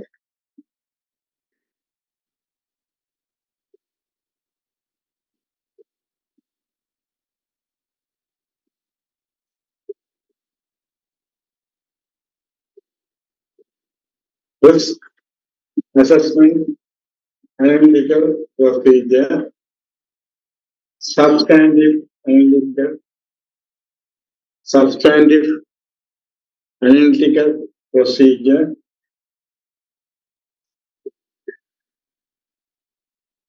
conclusion analytical procedure. There are three purposes of analytical procedure. One is risk assessment analytical procedure, substantive analytical procedure, conclusion of analytical procedure. Then general analytical procedures also there. General analytical procedures, another type.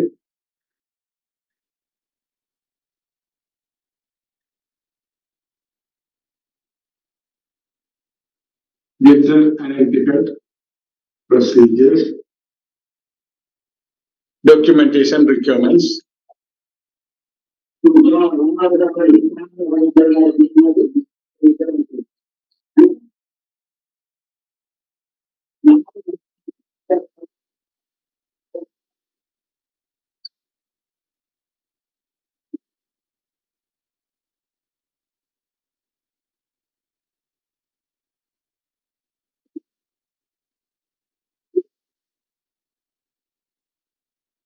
This, according to SLA US 315, we are not studying, but we should mention here identifying and assessing the risk of material misstatement through understanding the entity and its environment.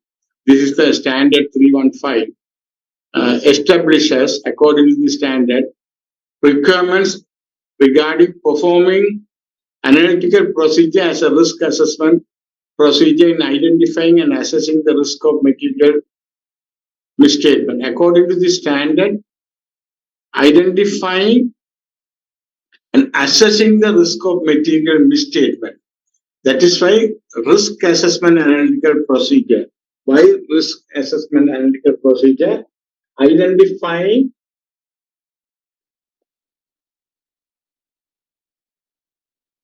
and assessing risk of material misstatement.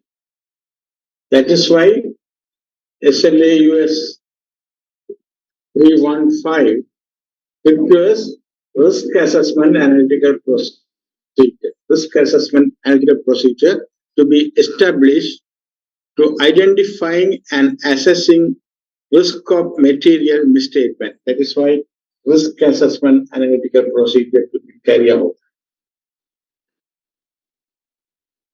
Then substantive to obtain relevant, reliable audit evidence when using substantive analytical procedure. Substantive analytical procedure to obtain reliable and relevant audit evidence. Reliable,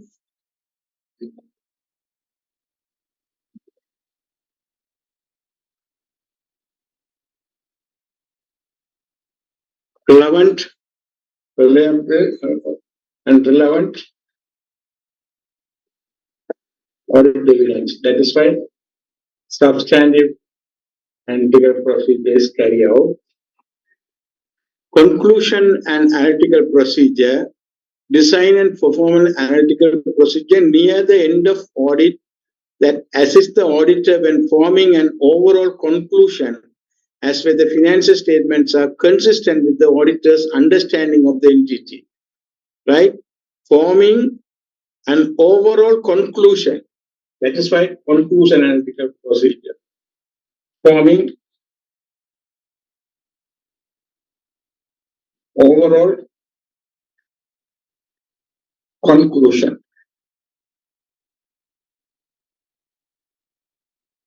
There are three purposes of carrying out analytical procedure, right?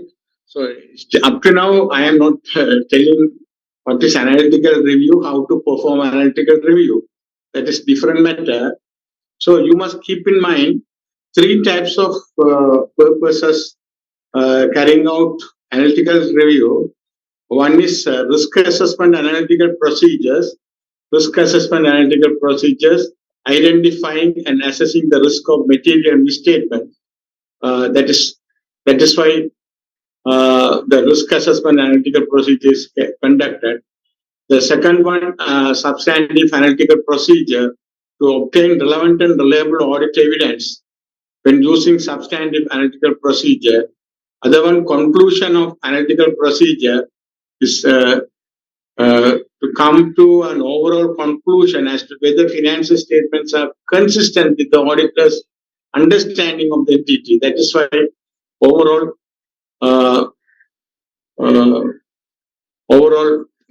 conclusion analytical review is carried out.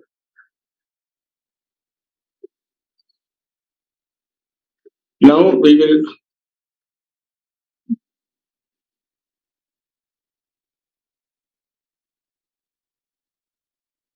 right. Now we can see the analytical procedures. So analytical procedures, so that you must know what is analytical procedures. Analytical procedures are evaluations of financial information through analysis of permissible relationship among both financial and non-financial data. So analysis of relationship, important relationship among both financial and non-financial data. So basically, the exam purpose, professional exams, there are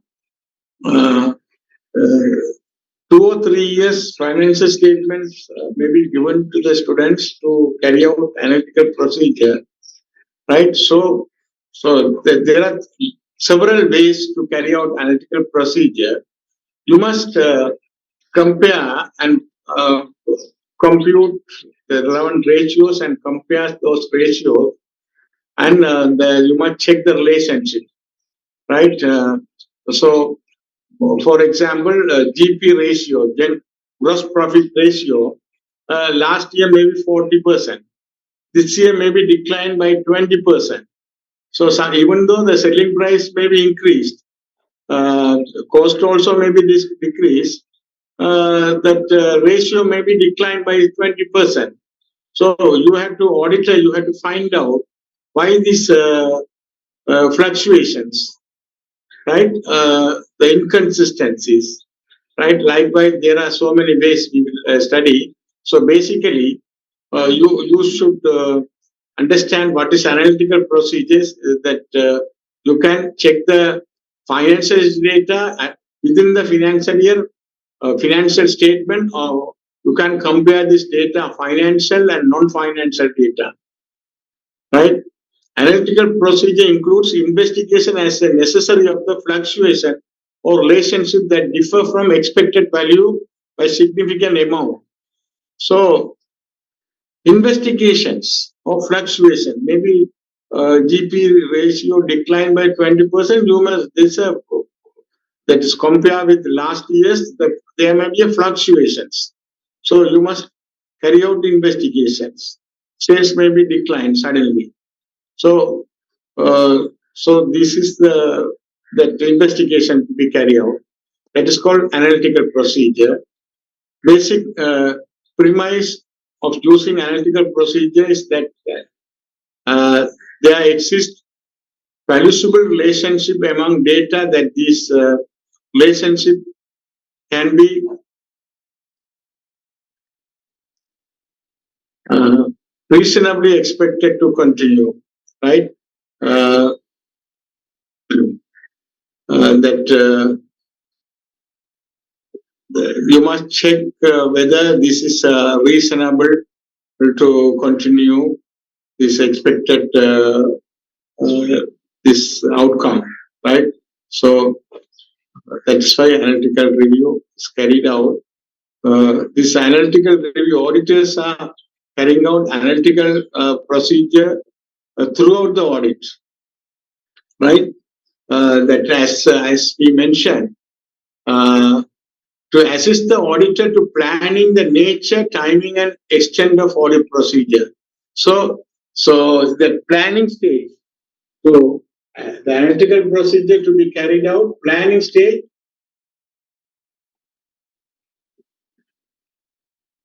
Why planning stage?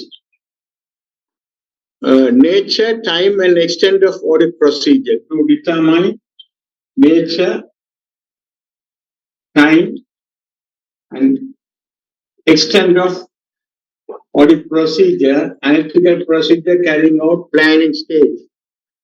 Then, as a risk assessment procedure to identifying, assessing risk of material misstatement. Second stage, risk assessment stage, risk assessment procedure, identifying, assessing a risk of material misstatement. Then, as substantive analytical procedure, as mentioned earlier, substantive analytical procedure to obtain relevant and reliable audit evidence. To obtain relevant and reliable audit evidence, that is why substantive audit procedure. Then overall review, that final stage, fourth stage, final stage,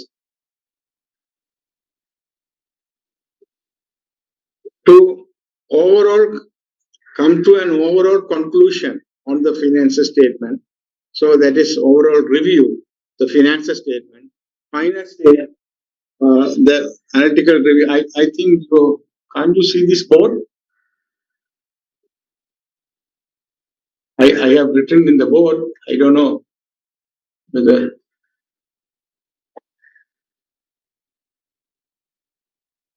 Can you see this board, friends?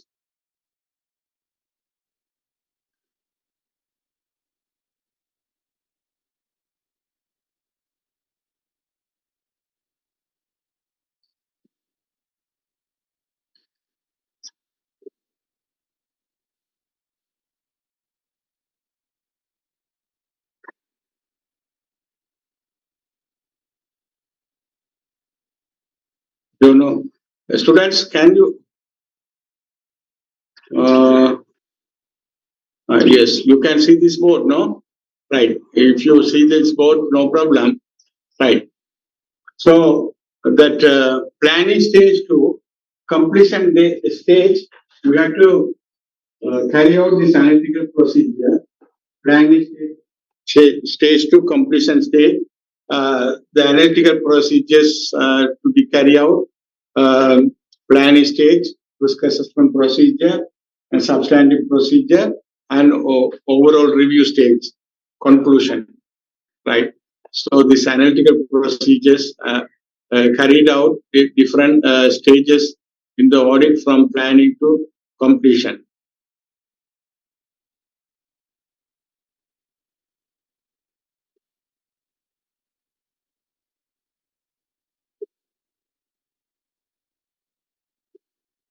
This nature of assessments. Assessments means representation.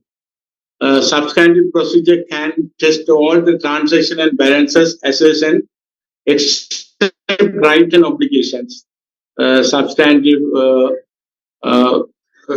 procedures, that is detailed transaction, substantive audit procedures mean detailed test of transaction balances and analytical procedures, right? So this is not included right and checking the rights and obligations. Maybe more effective at detecting completeness and assertion that providing detailed evidence, substantive uh, procedures, detailed evidence can be obtained. Large volume of transaction that tend to be predictable over time. Auditor must ensure analytical procedure matches the assertions being examined and risk of material misstatement, example, control deficiencies. So analytical review also can find out risk of material misstatements. That control review also that included in this audit techniques. This purpose of analytical review we have already uh, discussed. All these analytical procedures are compulsory. Risk assessment procedures help the auditor better understanding the business and assist the planning of nature, timing, and extent of audit procedure. That is compulsory. Substantive analytical procedure is optional. To obtain evidence about account balances or class of transaction, that is optional. Conclusion analytical procedure provide an overall review of financial information during the final stage of audit. That is compulsory. So risk assessment analytical procedure and conclusion analytical procedure both are compulsory, but substantive analytical procedure is optional. Onanan, these techniques right? This risk assessment analytical procedure.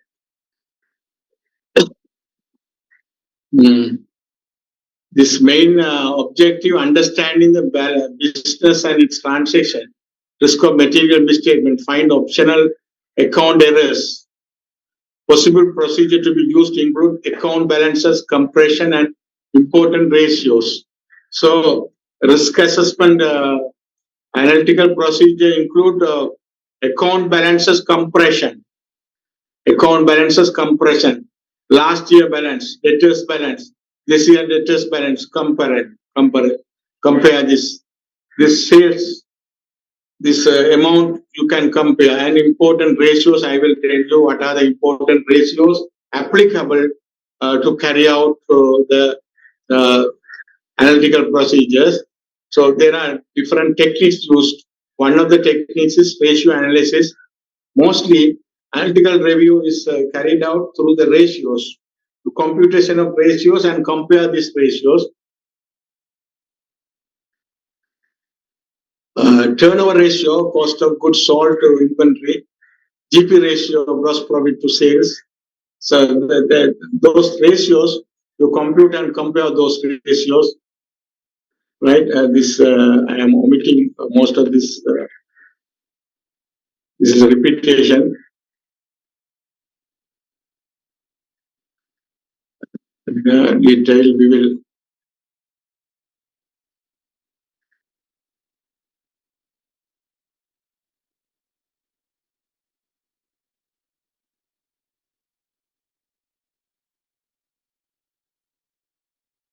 Four steps for using analytical procedure: develop an expectation. You must develop expectation means GP ratio, how much? That is the expectation. Budget, there must be a budget. Budget, all the figures are there. That is the expectation. Budget figures. So that is expectation. Then define the differences between auditor's expectation and client balance would be considered significant. Tolerable misstatements. So that budgeted sales so much, but actually so much. The differences can be tolerable, right? If it is difference, it's a problem, right? GP ratio expected this much, actual this much. So difference is this much. So you must check these differences. Then compute the differences between auditor's expectation and client's balances. Then you must check with the auditor's expectation. Auditor should calculate this should be reasonable. So this is unreasonable. So you must compute the differences between the auditor's expectation and client balances. Follow up on significant differences. You must search the reasons. You must search the reasons for the differences.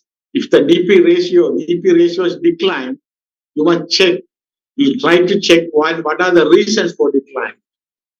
So sales volume is declined. What are the reasons? So fluctuations, reasons for fluctuation you must search.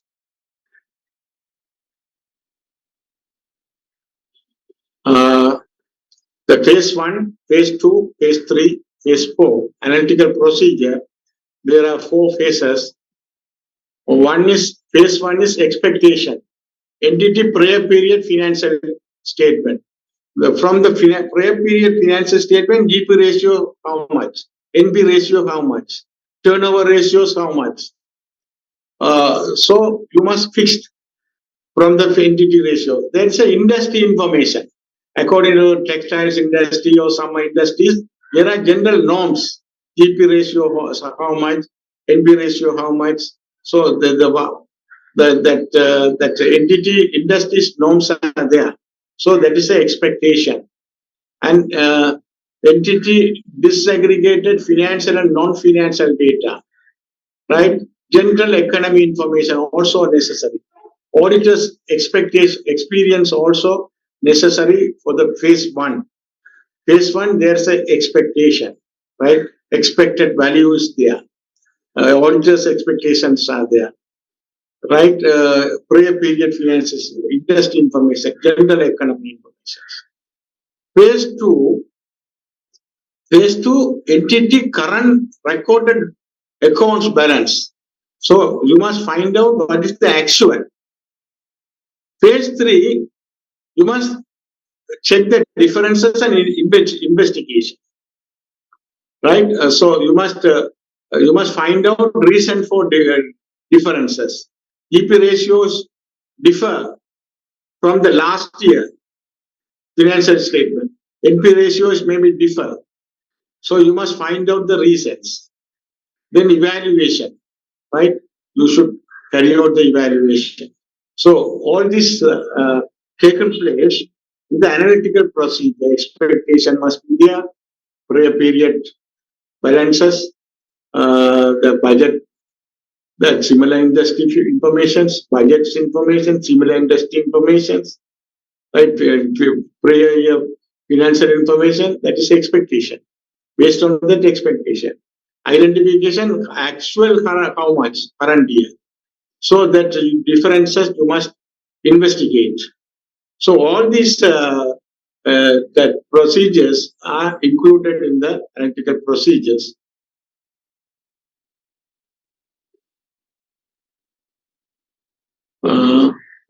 This comparable information and similar industry information, non-financial information. So that information, comparable information for prior period, last year period, so much.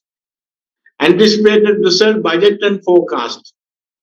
Similar industry information, non-financial information. These informations are needed to carry out analytical procedure. So comparable information. Last year sales how much?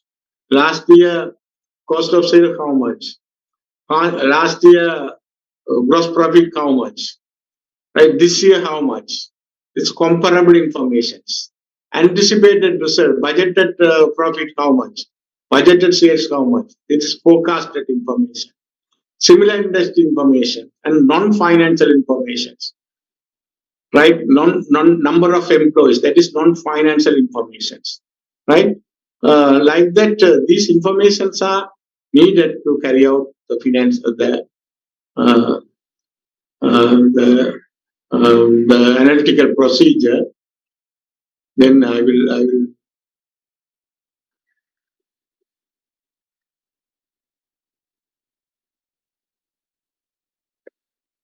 this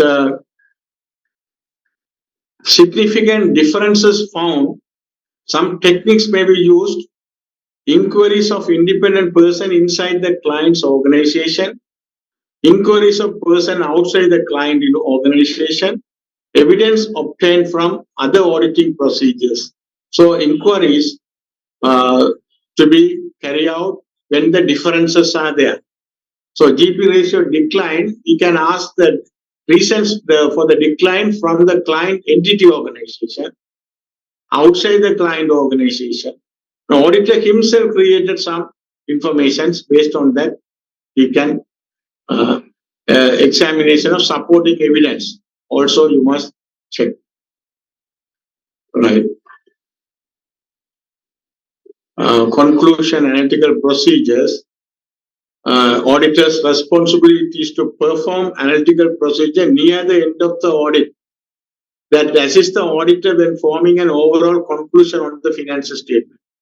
So, as we discussed earlier, that conclusion analytical procedure is must at the end of the year.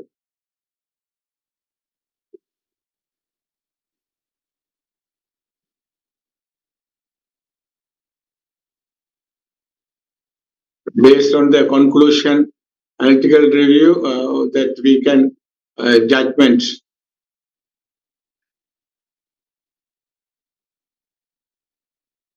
Right. These are the general procedures. This is very important. There are so many methods we use: trend analysis, ratio analysis, reasonable testing, statistical analysis. Right. These are the general analytical procedure we use. Trend analysis is the analysis of changes in an account balances over time. Last 5 years, you must check the trends of the accounts balances. That is called trend analysis, right? You note down trend analysis, one of the method of analytical procedure. The second one is ratio analysis. This is the commonly used by the auditors. You know what are the ratios: liquidity ratios, profitability ratios, capital ratios, turnover ratios. There are a lot of ratios, right? They compute these ratios and compare those ratios, right, with the previous financial year, with the compare with the budgets, compare with the similar industries. So that is called ratio analysis. Is the comparison of relationship between financial statement accounts, the comparison of the accounts with the non-financial data, or comparison of relationship between firms in an industry, right? So you can compare the data with the financial data and non-financial data, right? This is called ratio analysis. Second method is ratio analysis. Third one is reasonableness testing.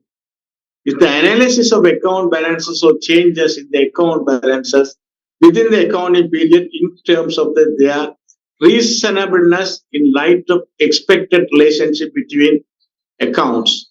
Some expect these balances are within the limit, right? Expected limit, that is called reasonable testing. Then statistical analysis using the statistical method. This is a high statistical method using the statistical technologies, right? These are the four methods generally using. The auditors commonly using the method is ratio analysis.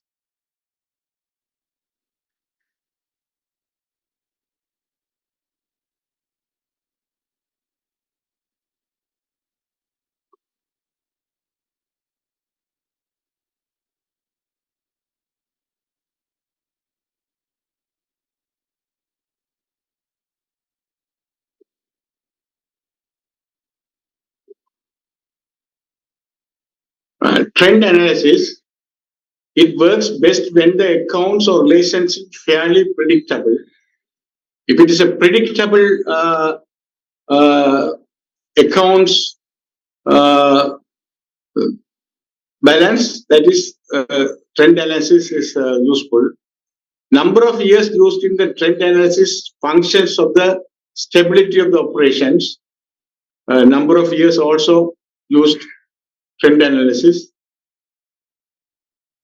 Most precise trend analysis would be on the disaggregated data, for example, by segment, product, or location, and monthly or quarterly rather than an annual basis.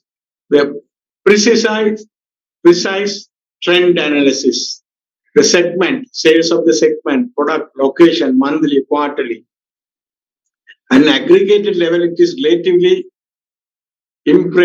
imprecise because material misstatement is often small relative to the aggregated account balances. So this trend analysis is also used to the auditor to carry out analytical review. Then ratio analysis, this is a very popular method. It is most appropriate when the relationship between accounts or amounts is fairly predictable and stable. So ratio analysis, you are very well known. It is more effective than the trend analysis because the comparison between the balance sheet, the income statement statement can often reveal unusual fluctuation that an analysis of the individual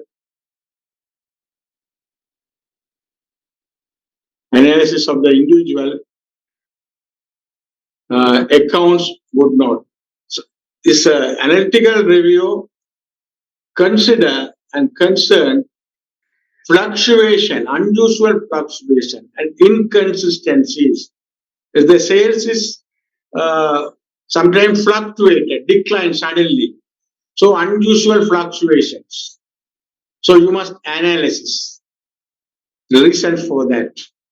So that is compression between the balance sheet amounts, income statement amounts, balance sheet values, and try to find out unusual fluctuations.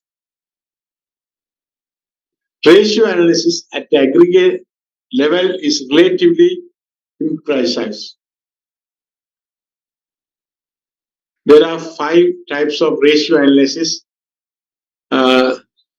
You must think about ratio that compare client and industry data. Client industry data. This is client GP ratio, client NP ratio, client another turnover ratio. This client data. The industry norms are there. You must compare this. By general average of this industry GP ratio is 60%. Why this client data is varies? So you must compare this. That is one approach, one type. Compare the client and industry data. Second one, ratio that compare client data with similar prior period data. Prior period means last year. Last year GP ratio how much? This year GP ratio how much? That the current year financial statement compare with the previous year's financial statement. That is called comparing client data with similar period data. It is second method. Ratio that compare client data with client determined expectation result. That is budget. Financial statement figures compare with budget. One method is financial statement information compared with budget. Other method, financial statement information compare with previous year's financial statement. Other method, compare this financial statement with the similar industries.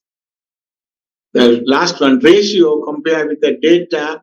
Auditor determined expected results. Auditor determined expected results. You must compare this ratio with the auditors determined expected result. These four compressions and other five. Last one is ratio that compare client data with expected result using non-financial data. Financial data and non-financial data. Non-financial data means number of employees, number of sales volume, number of client, number of debtors, like that. Numbers, right? The number of creditors, number of debtors, number of employees, like that, non-financial data. So these are the five techniques using the ratio analysis. You are very well known about this. The ratios, liquidity ratios, current ratio, quick ratio, cash ratio are used to analytical procedures. Solvency ratio, debt to equity, time interest earned, debt to service coverage. These are the solvency or coverage ratio used to. You are very familiar and you are very competent to compute these ratios.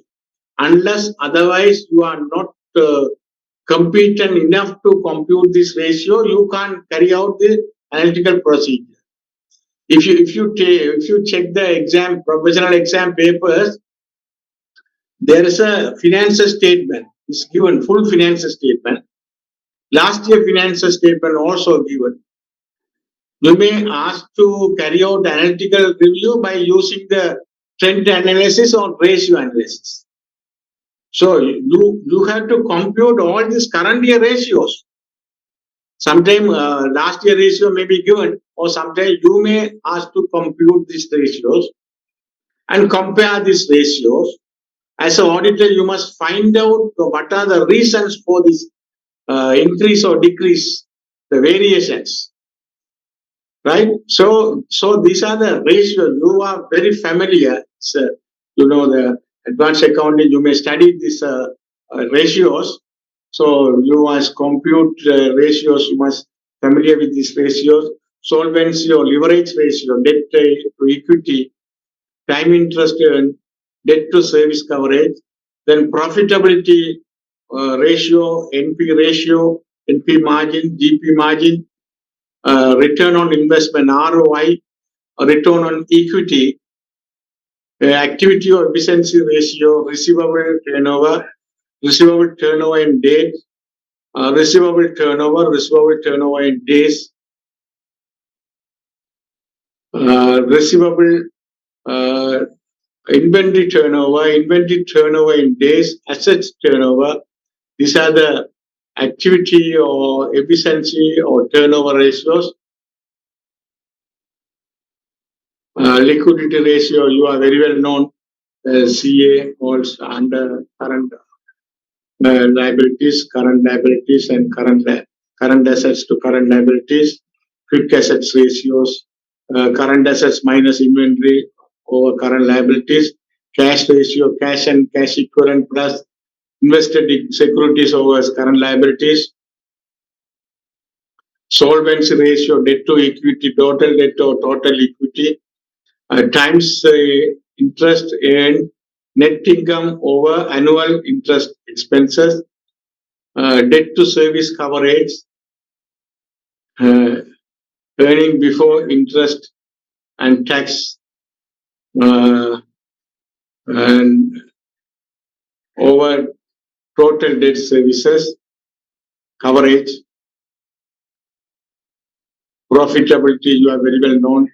NP over sales, GP over sales, ROI, return minus cost of investment, return minus cost of investment over cost of investment,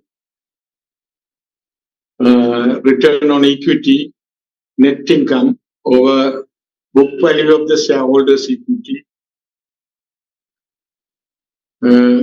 activity or efficiency ratios, receivable ratios, credit sales over average accounts receivable, receivable turnover in days account receivable over credit sales into 365, payable ratio, payable turnover, cost of goods sold over average accounts payable,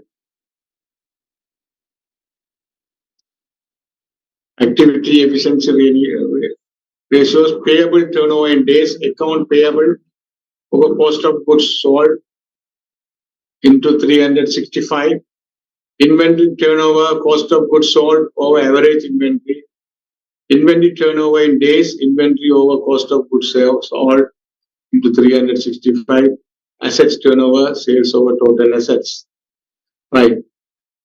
So this you should familiar with these ratios, how to compute these ratios and compare these ratios, and you must uh, identify the fluctuations or differences or inconsistencies, and you must get the reasons. That is called analytical procedure, reasonable testing. So reasonable testing, you must check whether it is reasonable or not. So sometime in the financial statement, interest charge maybe interest charge you compute the interest charges. You must check whether when you compute it may be 25% to a loan. That is inconsistent. The current interest rate is not like that.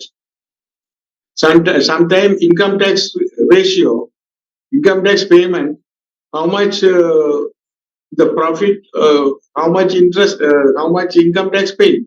Sometimes not comply with the statutory ratio. So you must check there whether reasonable or unreasonable. Analysis of account balances or changes in account balances in light of expected relationship between accounts, that is reasonable testing, involves the development of an expectation based on finances data, non-finances data, or both. Reasonable testing on depreciation, reasonable testing on interest, expenses to income. So you must check the reasonable. So sometimes depreciation is charged. Depreciation is charged based on the fixed assets value. You must check whether is it reasonable that depreciation is based on the useful life of the assets. So the computer charge 5%. Is it reasonable? Computer, that laptop computer may be 4 or 5 years. Right? So if it is 5 years, 25% to be charged as a depreciation. 5 years, 20%. 4 years, 25%. If you charge 5% for the computers, that is unreasonable. So you must check the reasonable testing on depreciation. That's also included. Reasonable testing is included. So that likewise bad debt provisions, the interest on income. So, right. So the auditor, whether you check when you're carrying out analytical procedure, you check whether is it reasonable or not. Right. Data mining, that is other method that also used. So generally, uh, documentation requirements when using substantive procedure, auditor should document expectation and how it was created. So budget figures you should document. Result of the compression and expectation of the ratios. The compression of the results or ratios you must record, document, and conclusion. Risk assessment, substantive and conclusion analytical procedure are important in execution of the audit. By conducting risk assessment and substantive procedure, the auditor is able to produce the documentation necessary to prove or disprove the assumption made for audit. So everything at the conclusion, auditor should document. So this is briefly I have given some extra notes related to the analytical procedure. When you see that standard, you can get some more basic important aspects relating to the analytical procedure. I couldn't take these slides. I can't share now at the moment. So I will read this. What is included in the standard?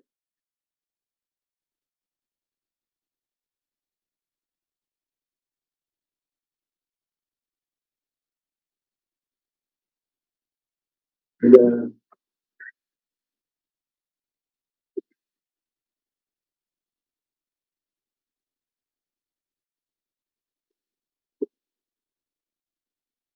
if you refer 520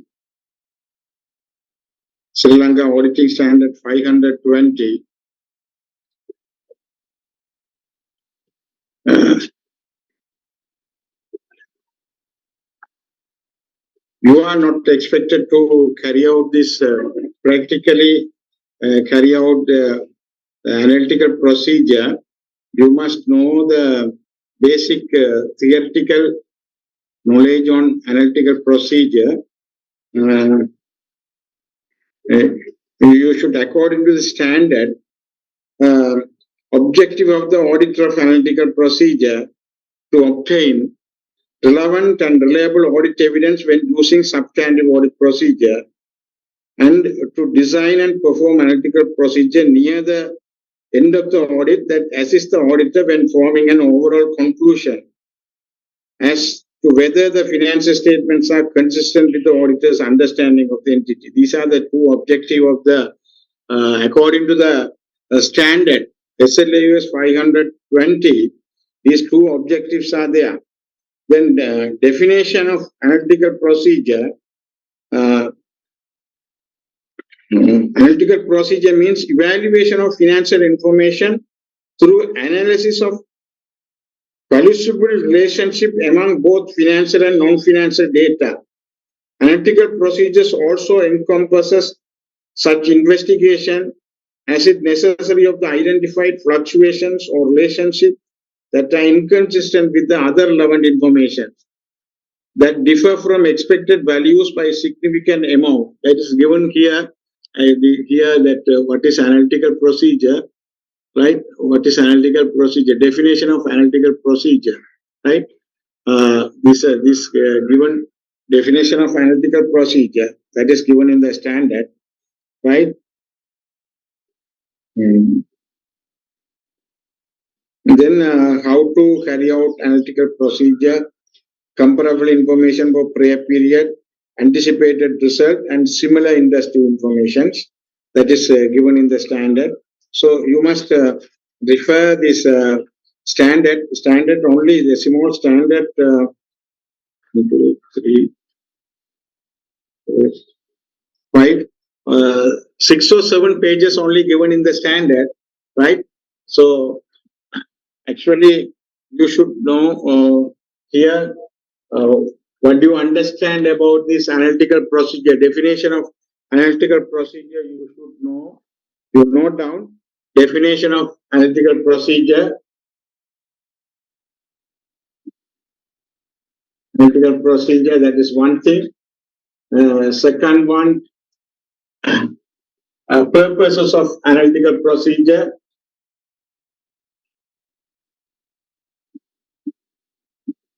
Uh, that is risk assessment analytical procedure, substantive audit, substantive analytical procedure, conclusion analytical procedure. That is purpose of analytical procedure.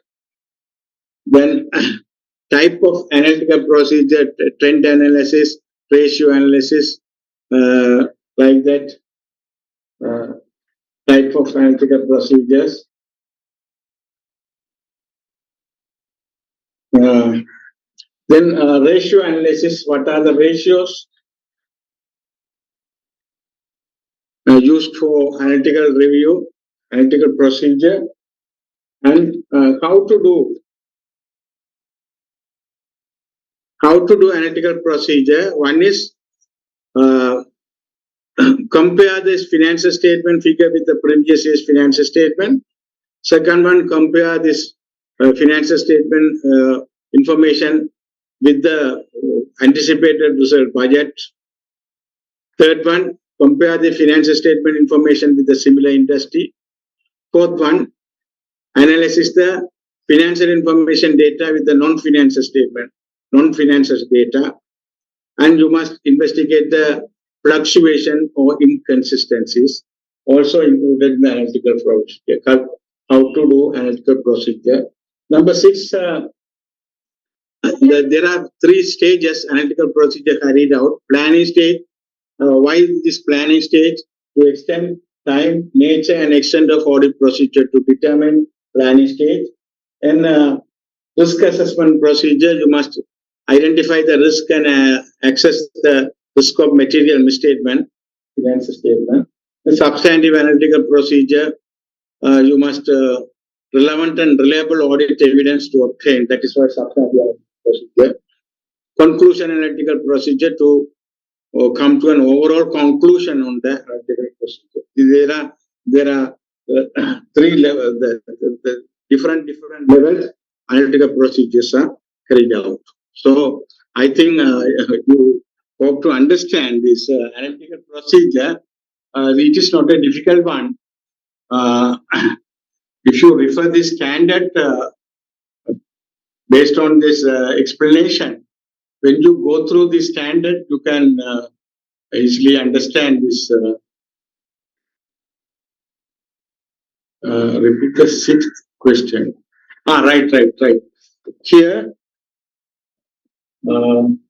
Right. Here, please note down, students. One student asked about 6th question. Definition of analytical procedure. This commonly the public exams, accountant service exam, chartered exams, preliminary initial stage exams, professional exam, the audit service exam. Always they are testing, define the analytical procedure. What do you understand the analytical procedure? You should know, understand the definition. Through definition, you can explain what is analytical procedure. That is question number 1. Number 2, purpose of analytical procedure. I have given different type of analytical procedure for different purposes. Number 3, type of analytical procedure. 1, 2, 3, 4 types. Risk assessment analytical procedure, substantive analytical procedure, conclusion analytical procedure, and uh, uh, one more, that general analytical procedure. Right. Number 3. Number 4, ratios.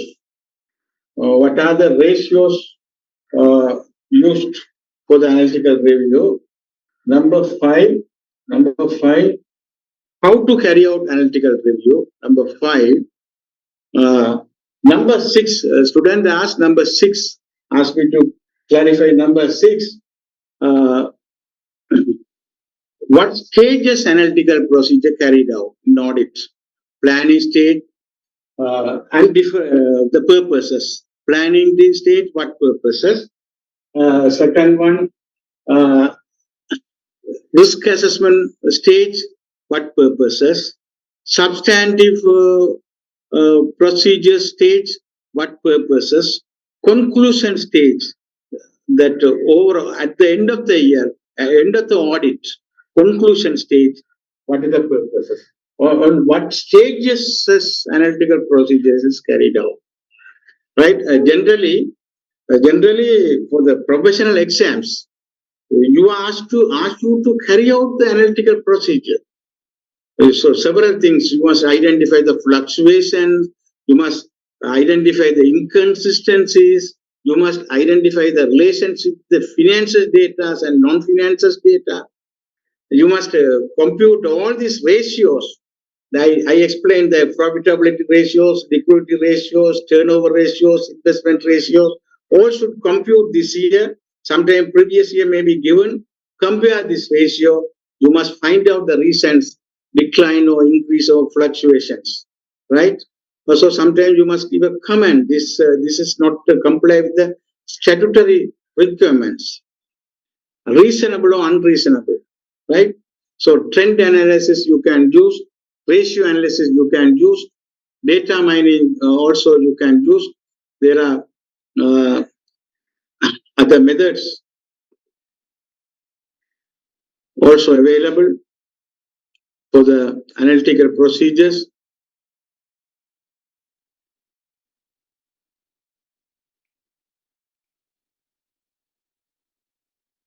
Reasonable testing also used.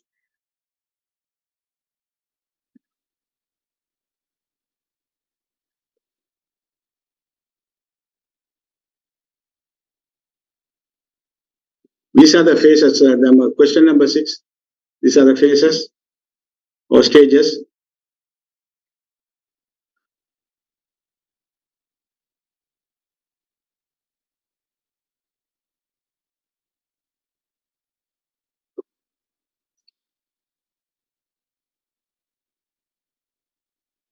Trend analysis, ratio analysis, reasonable testing, statistical analysis. General analytical procedures.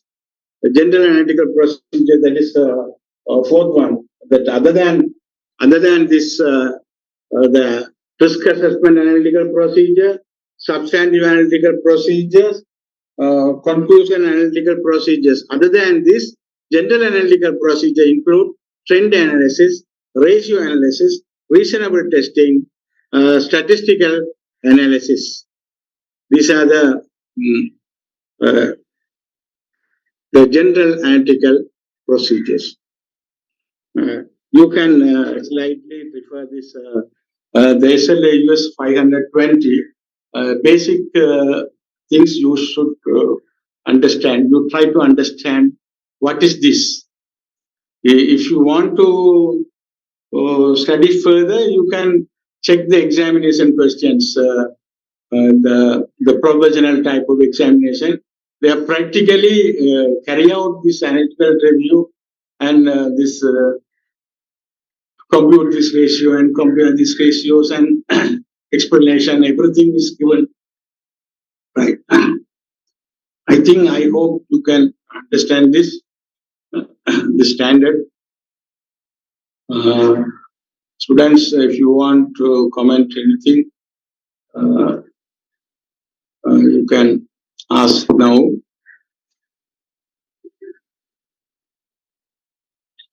Your feedback.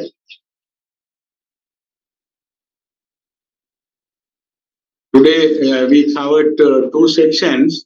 One is audit of public limited liability companies, the statutory provisions about 14 or 15 audit provisions given in the Companies Act we discussed, and we have discussed relating to the analytical procedure. What is analytical procedure? That 6 questions I have given the 6 note. You must take notes and study further. Anything you must, in addition, I am not discussing the standard 520 here, but you can refer this. These are the basic things I have given in the slides. Now, one students ask about this. What is that? The interrupted when I started this class. One students asked regarding the assignment. What is that? Earlier, one students asked about the assignment. I don't know, but submission of assignment. Oh, what is that? Come to 350, 35, 35. Is repeated, right? The assignment, I think the students clarified from outstation. that they are residing other than the particular district explained me to submission difficulties in submission of assignment to the campus. So I later we decided after discussing coordinator, we discussed to upload LMS. Those who are already submitted, no problem. Others, you are before 15th, you are requested to submit. You are requested to submit or upload your assignments, 2 assignments, the LMS.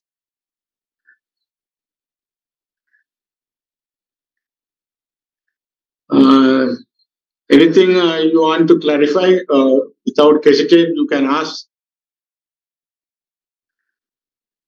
I don't know that I requested how many lectures up to now that we can decide remaining part. The modified opinion we had to discuss SLIUS 705 that qualified opinion, disclaimer opinion, adverse opinion. These 3 type of opinion I have to explain according to the standard SLIUS 705.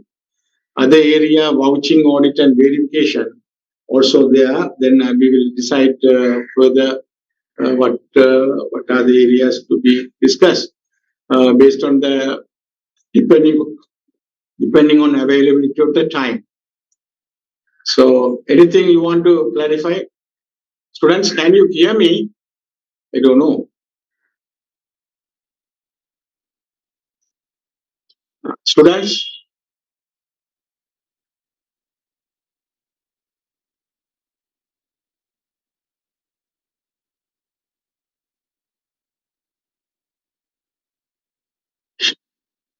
right? Okay. Right. Shall we wind up? If you have any, if you do not have any comment, upload. Right? No problem. Ultimately, you can get marks. That is my that your MCQ that I probably that your MCQ exam 25 or 30 questions you can answer. No need to study much, but based on your general knowledge, you can answer. Don't stress. You can anytime that depending on your time, coordinator will fix the time to speak. Are they have given the timetable schedule up to now? Your exam timetable, when is your exam already scheduled? I want to know whether your exam time is scheduled.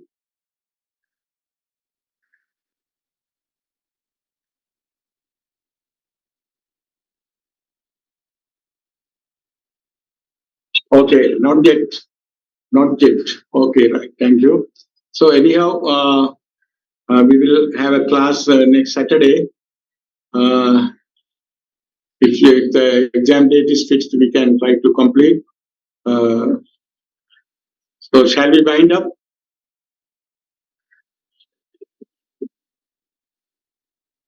Yes or no? Okay. We can wind up.